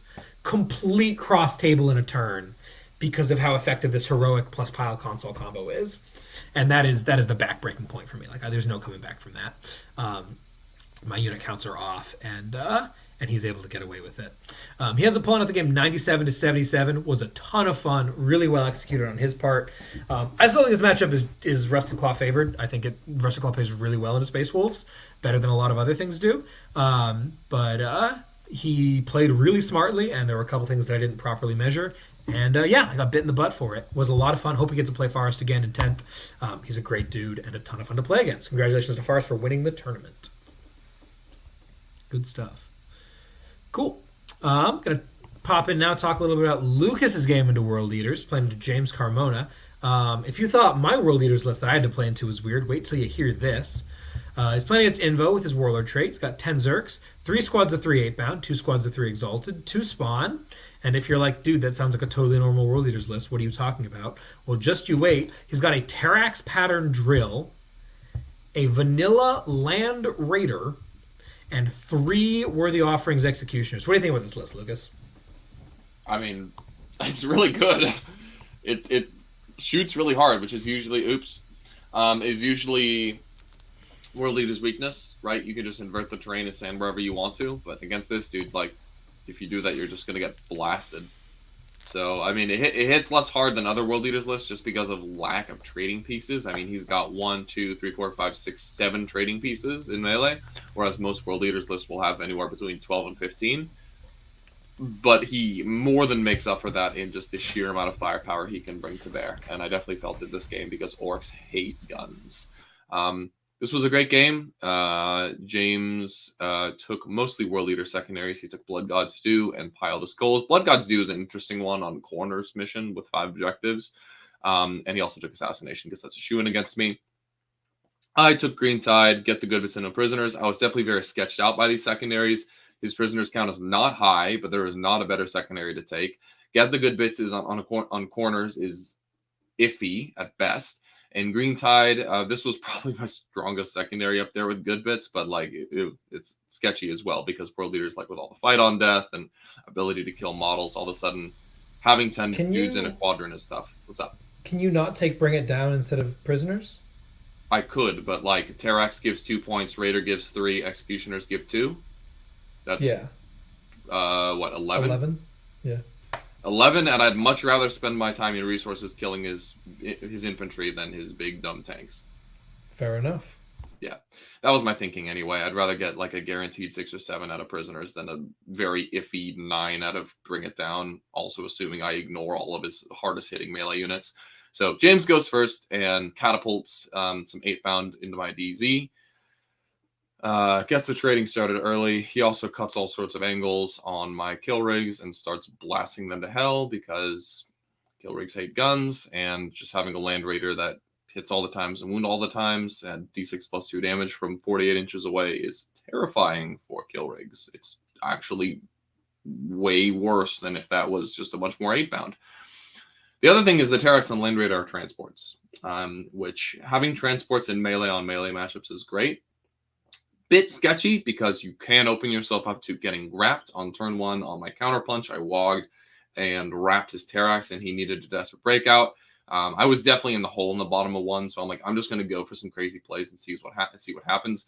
So I went for What's up? He went for a desperate breakout on a wrapped Terrax? Sorry, not desperate breakout. Emergency disembark. Okay, I was like, there's no fucking way that you look at that situation and you're like, yeah, let me just roll a die, and on a 1, I lose like 800 points.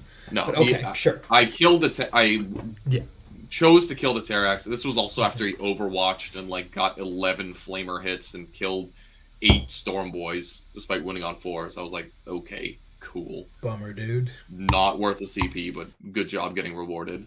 So yeah, he annihilated a squad of Storm Boys on Overwatch, which was very sketchy. But I still managed to get the wrap off with the remnants of the unit and the 10 Beast Nagas that I sent in.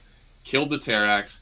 He emergency disembarked, and I'm like, this would be such a big swing if he loses a bunch of dudes, and he lost like 1.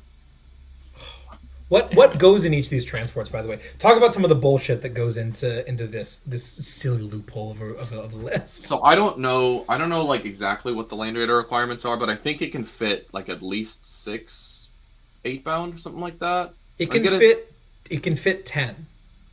Yeah, because they count for 2 slots each. They don't count for any slot. They count for 1 slot each. No, but you can put 20 guys on a Land Raider, can't you? Then you can put 28-bound in a Land Raider. Okay, so yeah, he only started 3 guys in there, but I guess you can put all of the 8-bound in there because for some reason they don't have the possessed keyword. And then he puts the 10 Berserkers in the Terrax, which is actually pretty cool, because usually that thing will come up at a deep strike. You'll have +1 to charge, and then you'll charge on 3 dice, essentially. So, yeah. But he ended up starting it on the board against me, plowed it forward. I'm like, I go for this wrap play, it doesn't pay off. Sorry, I was wrong. In the Land Raider, the 8-bound count is 2, but in the Terrax, they count as 1. Oh, I didn't even know they could go on the Terrax. So there's all sorts of shenanigans with what models can go and what transport, but the gist of it is transport bad for melee army. So I definitely had some issues cracking through those this turn, especially with all the anti-tank shooting that they can bring to bear. It made it very difficult. So yeah, I just run out of gas way too fast. He's killed most of my army by the end of turn 2, and I'm just like frantically trying to scramble to get as many points as possible. And I do end up getting a lot of them, mostly by just keeping his primary down, but I can only do it for so long, and he ends up getting some 12s. His secondaries are also much better than mine. It was a bit of a bummer that he scored 9 points on Blood God's Due. James is a wonderful opponent. I want to be clear. Like I nothing but respect for him, and he definitely deserved the win here. But he did not know how Blood God's Due was scored properly. There was like several times where he tried to score points where they were not coming, and he tried to score points for vehicles dying on objectives. I'm like, that doesn't work. He tried to multi-score on the same objective. That doesn't work. He tried to run off the objective and kill something with a unit that was on the objective and get a point. That doesn't work. So I'm like, this is a bit of a bummer to see this at, like, especially for the person that goes, like, and gets second place. So that was kind of frustrating to see. But other than that, he was an amazing opponent and definitely deserved the win here. So, yeah, very well played overall. Talk to me about the primary here. You talk about trying to spend a lot of resources denying primary, but, you know, we're playing Death and Zeal. The dude gets a 45 anyway. Do you think that there's an opportunity to play a little bit more conservatively in this matchup? More conservative than just allow him to have the primary? Yeah. I don't think so. I think what I have to try to exploit is that he has less trading melee units than most world leaders do. I mean, usually you have to beat world leaders in the primary, and I think this is even more the case here because he has, like, you know, he's got Berserkers, 3 squads of 8-bound, 2 squads of Exalted, and by how aggressively he played on turn 1, I killed 2 of the 3 squads of 8-bound immediately, and I had an opportunity to wipe out the 10 berserkers, or not wipe out the 10 berserkers, but whittle them down significantly with that emergency disembark, and it just didn't pan out. But if I just start the game by killing like half of his melee units, then the game gets much sketchier because he has to start putting those big tonks on the objectives, and maybe I can scramble back and kill them. But it just didn't work out. Like, I kept bouncing off his units, the few melee units that he had, and he just kept like wiping me out perfectly. It was very frustrating to deal with. But I think I did have to try to win on the primary here, and it just did not pan out. Gotcha. Alrighty. Very cool. So Lucas and I both fall down in round 5 in the semifinals. Don't get to make it to the finals, where we surely would have played each other. So instead, in round 6, we get to play.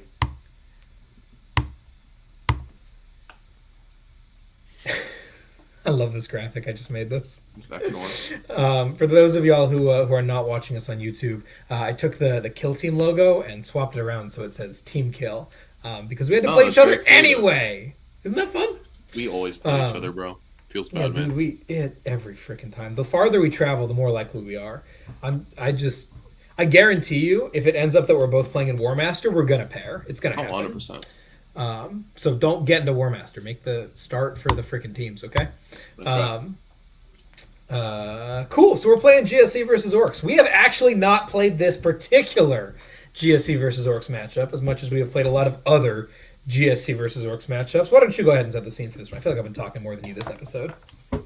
Sure. So yeah, this is like you said, we have never played this one before, and it's definitely an interesting one. There's a couple things that Rusted Claw do that the Myriad cults don't. That just makes it so much sketchier. The first thing is reduce AP 1 and 2 by 1. My entire army is AP 1 and 2, so that boosts your defense significantly. I don't know if you saw how frustrated I was trying to kill them rock grinders, but god damn, those boys are tanky. We played, so for context people, I have played into this exact, or Lucas's Rosehammer list before with Myriad, and Lucas has played into this list with, was that Brian Sepp's list? Was that what you were using at your place a couple weeks ago? Yeah. So we've seen these units hit those units, just not in this particular order. And in that list game we played earlier, man, you just could not down a truck to save your life, dude. No. Yeah, they are a bummer.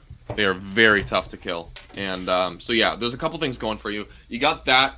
You also have this Patriarch. Usually, in the Myriad list, there's basically no melee at all. And I have to be at least somewhat concerned about the Patriarch, because if he gets his hands on one of my squishy units before the wall goes off, then like he's just killing 10 Storm Boys for free. And that's definitely not ideal. I've got a couple things in my court as well, though. Your secondaries are much worse. Usually the Myriad list can do Brood Swarm a lot better than the Rusted Claw list can. It can also... Excuse me. It's alright. It can also do ambush a lot better because far more of the units are in deep strike. So you got the deep strike points, and you get a lot more true exposure. So you got a lot more of those points as well. Yep. So the scoring it's is also a little way better at RBD. The action secondaries for this list are sketchy as hell. Yeah. The ambush thing, I don't think is the end of the world, but the no automatic RBD is a bummer. Yeah, for sure. So yeah, definitely kind of sets the scene for an interesting game where maybe you have a better shot at winning the material war based on just like how our profiles line up. But I definitely have the scoring advantage in terms of the secondaries. I take the 3 orc secondaries because I'm a Chad, and I think it's actually the right call in this matchup. Green Tide is easy, Good Bits is easy, and then Stomp 'em Good actually here. I could take Assassinate, but Stomp 'em Good is less all in, and because Tyler only has like basically 1 melee unit, and I've got my entire army of them, and his army's full of MSU, it's super easy to not only beat him, but also double him out for the extra point, and all I need is like 3 turns of Stomp 'em Good to get a good score. So yeah, I'm gonna take Assassinate because, like Lucas said, ambush can be a little bit sketchy, but also like I kill rigs so much better with this army than with any other GSC army. And Zag is going in, and Bike Boss is going in. You just take Assassinate against Orcs. It's just what you do. Mm-hmm. I take Brood Swarm still, which I don't think is a bad take. It doesn't end up working out fantastically, but like it's still really good points. If I'm winning the game, I'm getting Brood Swarm because in my mind, like you can say that I've taken some win more secondaries here, but I think into Orcs there is no, like I was saying earlier, there is no scrapping. I have to table you. I have to weather the storm and then hit you back hard enough that I am getting 12s on turn 4 and turn 5 and scoring all my secondaries later. And if I can pick up 3s on Brood Swarm turn 4 and 5 and 2s turns 1, 2, 3, that's a totally acceptable secondary for me. I'm taking prisoners. How many wounds do you have again? 100. And you give up a 14, right? Yeah. So yeah, that's fine. I'm happy with my secondaries here, but the game plan has got to be win and win convincingly, which is not generally how I play Warhammer. I much prefer the like let me scrap out something interesting here, but with the amount of points that Lucas is going to be able to put on the board, that's just not an option. So we got to go for it. Terrain-wise, we're playing on Cathedral Table, which is kind of fun. Do we have a picture? I defend. No, neither of us got a picture. We were too excited, dude. Yeah, you defend and slam a forest in the middle.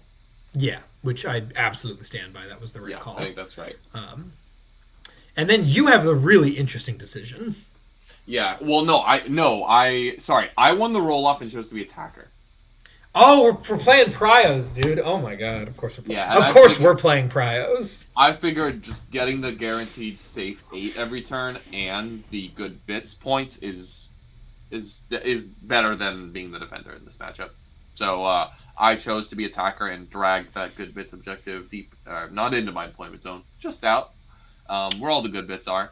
And so I set that up nice and good. So we've got like the more defensive setup for priority target, where we both basically drag our midfield objectives toward our DZ, and then we both grab our opponent's home objectives and drag them toward the middle, essentially.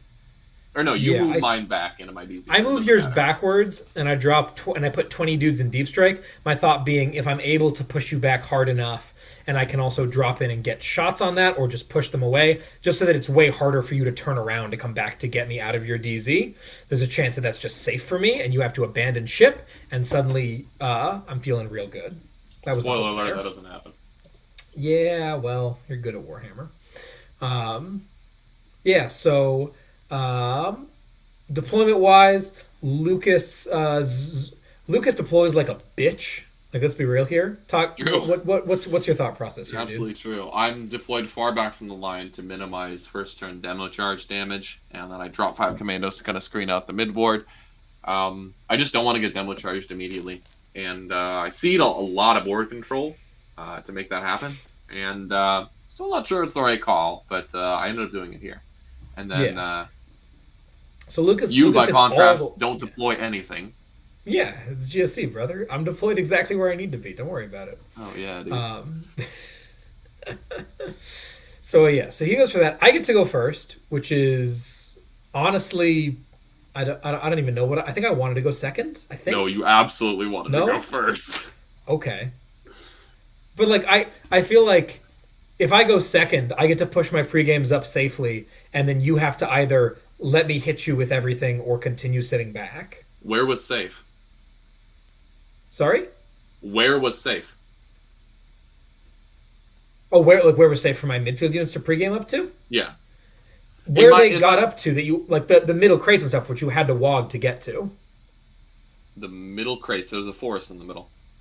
No, like up and to the left, where the bikes were that the pigs charged. 14 plus D6 is way easier to stay away from than is like 28, right? This is true. I feel like I could have like stayed out of the threat range of whoever was behind those crates and pushed up quite significantly. But the whole risk is if I go second, then you zoom 30 inches into my DZ, move block me, and kill a bunch of kill rigs. That's what I wanted to avoid. Fair enough. I think going first was big. Yeah, so I get to go first, which is great.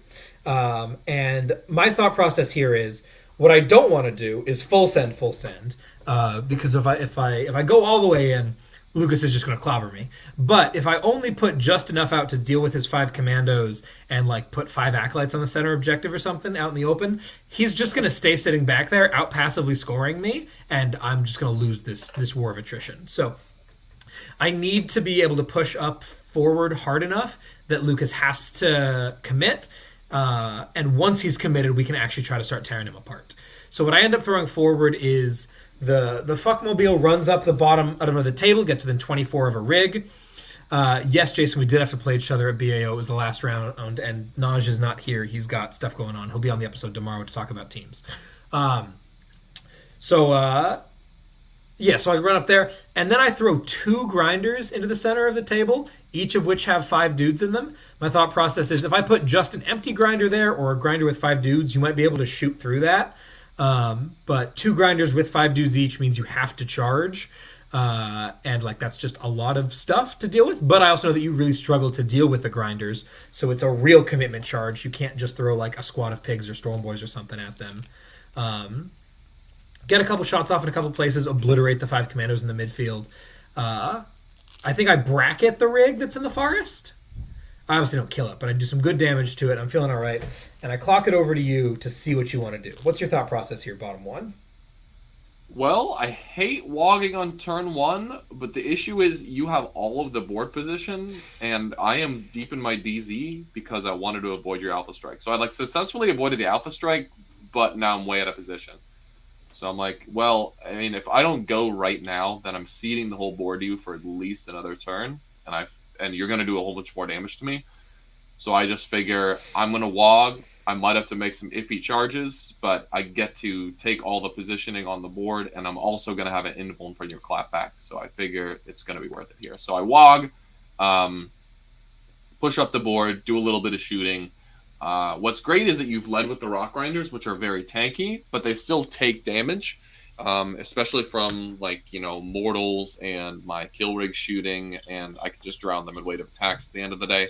So I do end up cracking one of the tanks and getting the other one down to I think 2 wounds, and then I killed the Frick mobile as well and wrap it. So that Desperate Breakout is needed, which costs you a CP as well, and there's threat of losing a bunch of models. Disembark, but yeah. That was nonsense. I have never seen a truck go down to that combo of attacks before. Zag's oh, you're -1 damage. Never mind. -1 damage, and Zag's AP2. He's AP3. He's AP3. Oh, he's AP3 at least. Okay, sure. Yeah. So maybe shouldn't have killed. I honestly would have preferred you living. Prevent the getting out. Keep those guys from shooting. Sure. Keep them from shooting, but also keep you from shooting Zagstruck and my 10 Storm Boys, which kill. Yeah, I see it. Which kill you in my turn and then jump into your DZ at full strength. I would have also personally preferred if you didn't hit the 8-inch charge with the Storm Boys. Skill game. They were completely dick in the wind, dude. That was a ballsy play. Respect. It was not ideal. Like I said, you definitely put me in a sketchy position on turn 1, and I needed some of those to work out in my favor, which luckily they all did. Yeah. All did. So where am I going now? What the hell's going on? Yeah, sorry. Can you hear yourself now or something? My headphones just died. Yeah, I can definitely hear myself.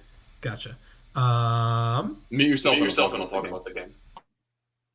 Cool. Yeah, so let's see, where are we? I wogged, and I didn't actually kill that much. I've killed the truck at this point, and I've killed one of the rock grinders as well. But I have moved my whole army up the board, and I've staged myself very well with the 5-up invuln. So now Tyler has all sorts of problems to deal with on his turn. He does get an 8. Based on how our objectives have been moved, it's very easy for him to just stabilize on his side of the board. So I won't actually win this game by all that convincingly on primary. It's going to have to be on the secondaries where I make up a lot of my margins just because of, him going first and the way the objectives are positioned for this particular priority target mission. So yeah, I've just catapulted my army toward him. He responds by, Patriarch goes zoom. He's got it lined up so that he can charge a rig if he wants to. He can charge some dudes that will get out of the rig potentially, but he can also go for like a 4-inch charge on some Storm Boys behind a wall because they've got a reserve unit back there. And then he's got all these guns lined up that are just going to step out from behind walls and just shoot. And he does very well. He clears out the 20 Storm Boys that I've thrown forward. He does not kill Zagstruck. He kills a rig and kills the squad inside. So at this point, he's killed like 30 orcs and one of the rigs as well, which is plenty of damage. Doing very well in that regard. Getting started on assassination as well is good news. Brood Swarm's looking sketchy though, just because of how many models I've got in the midboard and how many more I've got on the way. Also drops in the 3-inch Deep Striker squad to huck a demo at a rig and does a little bit more damage to it. I think that demo charge in combination with some downtown shooting actually finishes off that wounded rig that was at the top of the table, your bottom of the table. So yeah, at this point I've lost 2 rigs and it's not feeling great, but I do have a couple things going for me. One, I've got a full health rig and a full 10 dudes being chilling in there. I've also got 10 Storm Boys that are gonna launch into his DZ. Zagstruck's still alive, and I also have all of my pigs, which aren't actually that great into your grinders because of -1 AP and -1 damage. But if they ever get their hands on a squad of neophytes, as we saw later on in this game, they have a ridiculous number of attacks, and they're all at least strength like 6 or 7. So they can just clear through half a squad of neophytes, absolutely no problem, at least. So I just keep doing the orc thing. I keep throwing myself at him. I screw up a little bit in killing this patriarch that is messing my dudes up and don't end up actually finishing him off. But I do clear through a whole bunch of units that turn. I kill most of it in Neophyte Brick. I kill all of the remaining squads of bikers, and I keep tagging those rock grinders to prevent them from shooting what they want to. And then Tyler continues to do well at getting a bunch of no prisoners and assassination points, just like whittling me down and killing me. But at this point, I'm slowly encroaching on his objectives, whereas his deep striking squad of 20 neophytes, which in theory, I definitely agree with him, was an interesting choice and could have messed with my backfield a lot, just because of how big the cathedral square ruins are and how high up their windows are. It's very hard for him to actually see into those, and I've got like 10 Gretchen hiding in each one, screening out my backfield completely. So his neophytes don't really get to do anything unless they want to bank the game on an 8-inch charge. So they just end up deep striking on his home objective and shooting a whole bunch, doing pretty well at that, but it means my backfield is completely contested, whereas I'm slowly encroaching on his. So Tyler gets a couple more turns of 8s, he gets some 4s, he continues to score his priority target, but eventually I make my one of those objectives, get a little bit of a primary advantage, and also shut down Brood Swarm and no prisoners pretty good, just because of how few of my Gretchen you killed. Definitely an interesting game, and one that was super sketchy in the early game. With needing to WOG immediately and the pressure you put me under. It was definitely like a different approach than usually take in our games, and so that was very interesting to see. And it almost ended up working out. So well executed and attempted, but does not end up working out. I take the game 95-69. At least you got the funny number. We get wins somewhere, and yeah. That was it. Very fun game to end off on. A bit of a bummer that we had to we couldn't both get a win in the very last round, but it is what it is, and very well played. Yeah, for sure. Definitely a good time. Bit of a bummer to have to play each other like this, but interesting stuff. Bummer that I'm not going. I'm not. This means that did I beat you in a 9th edition tournament game this year? Not this year, just in this edition. Thank you, have. I don't really recall though. I guess 9th has been out for a while, going all the way back to Rippers and Spores never beat you. Oh, I did. Did we play while Tyranids were insane at any tournaments? I think so. I think so. Surely had a bird tournament at some point. We must have, yeah. Anyway, but I was really hoping this was really my chance to swing it back after a series of bad losses. No dice. But yeah, fun stuff. Should have kept that Neophyte squad on the table. It just needed more shots. The bummer of the Rusted Claw and the reason that the Neophytes don't deep strike is because they take the heavy penalty when they do that, which sucks, and made that unit a lot less efficient. You neglected to mention the best part of this game, which is my Neophytes beating the crap out of your Storm Boys in melee. Oh god, yeah. He's like, here's 10 Storm Boys. They tag your 20 Neophytes. They're taking no casualties. They pile in with 10 dudes and kill like 6 Storm Boys and 2 more run away. Yeah, it was glorious. That man with the power pick, he's feeling it. And then I shot myself out of combat with the Grinder that was also in combat with those Storm Boys because there were only 2 of them left. And then the Neophytes got to activate as full. That was glorious. That was ridiculous. It was Pog is what it was. But yeah, good stuff. Well executed. Just couldn't quite handle all this nonsense. So, end of the day, finishing up here. Lucas ends up 5-1. I end up 4-2. We're kind of really over time, so move on. We both got our certified snowflake pins as Frontline Gaming faction specialists. Little best in faction awards for. I immediately lost mine. Lamau. Mine's on my backpack somewhere. Is it over here? Yeah, it's right here. I'm going to turn into a desk and steal that from you. It's super hard to talk hearing myself half a second after I say everything. Yeah, sorry. I'm going to mute you so you can't talk. Got him. But yeah, was a real good time. Lots of fun stuff there. It was a really hard fought pin for me. You know, there was a lot of competition. Out of the 159 players, there were exactly 0 other Chain Stealer Cult players. It was funny. My opponent round 1, the Tau guy who knew what he was doing. We were having some fun banter because he was like, the only thing I don't want to play is GSC, and I'm like, well, round 1 you pair into the only one out of 152, so. Skill issue, I guess. But yeah, overall, a real good time. Lots of fun. Looking forward to moving on. We got a lot of 10 stuff coming up in the future, but come back tomorrow at I think we said 1 p.m. Pacific is going to be our Brood Wars episode. I'll get the YouTube thing up for that, so you'll get to see it in advance. Anything else you want to say before we sign off for the week, Lucas? Come to the Brood Wars episode tomorrow. It's going to be really fun. We'll have 4/5 of the crew there, and we're going to walk through. We're going to spend less time talking about matchups and more time talking about the pairings process because there's so much intrigue and cool stuff that happens in that process. So please come and watch. It's going to be a ton of fun. We'll get to talk through all of our pairings thoughts and just kind of the general team's mindset, especially, you know, considering this is basically all of our first team event. I mean, you guys went to one previously, right? You and Ian, which was really cool. 2 of them. Oh, yeah, Nick's also been to LVTT. Yeah, it's just you. You're the newbie here, which is why we put you in charge. But yeah, was a real great time. You guys are gonna really enjoy that one. It's also great if you're tired of listening to TNG episodes where there are team kills that prevent TNG from winning tournaments. Spoiler alert: no team kills, and spoiler alert: the tournament goes well. So looking forward to seeing y'all there. But thank you so much for joining us. If you want to keep the conversation going, head on over to Patreon or YouTube memberships to join the Discord. Check out the bear ups that are coming out if you still care about 9th edition. We got some fun games going on there. They're still entertaining while you wait for those 10th edition rules to come out. Obviously, when 10th comes out, there'll be a whole lot of content coming out about that, so look forward to all that nonsense, especially on YouTube. Some on the podcast feed, but a lot of it will be streamed on YouTube. And yeah, if you like our merch, bestintabletop.com/store. Looking forward to seeing y'all pretty soon. But with that all being said and done, I've been Tyler. Nick's not here. I've been Lucas. The indirect meta still sucks. And we'll see y'all tomorrow for TNG teams. Thanks for joining us, everybody. Take care. Bye. Bye.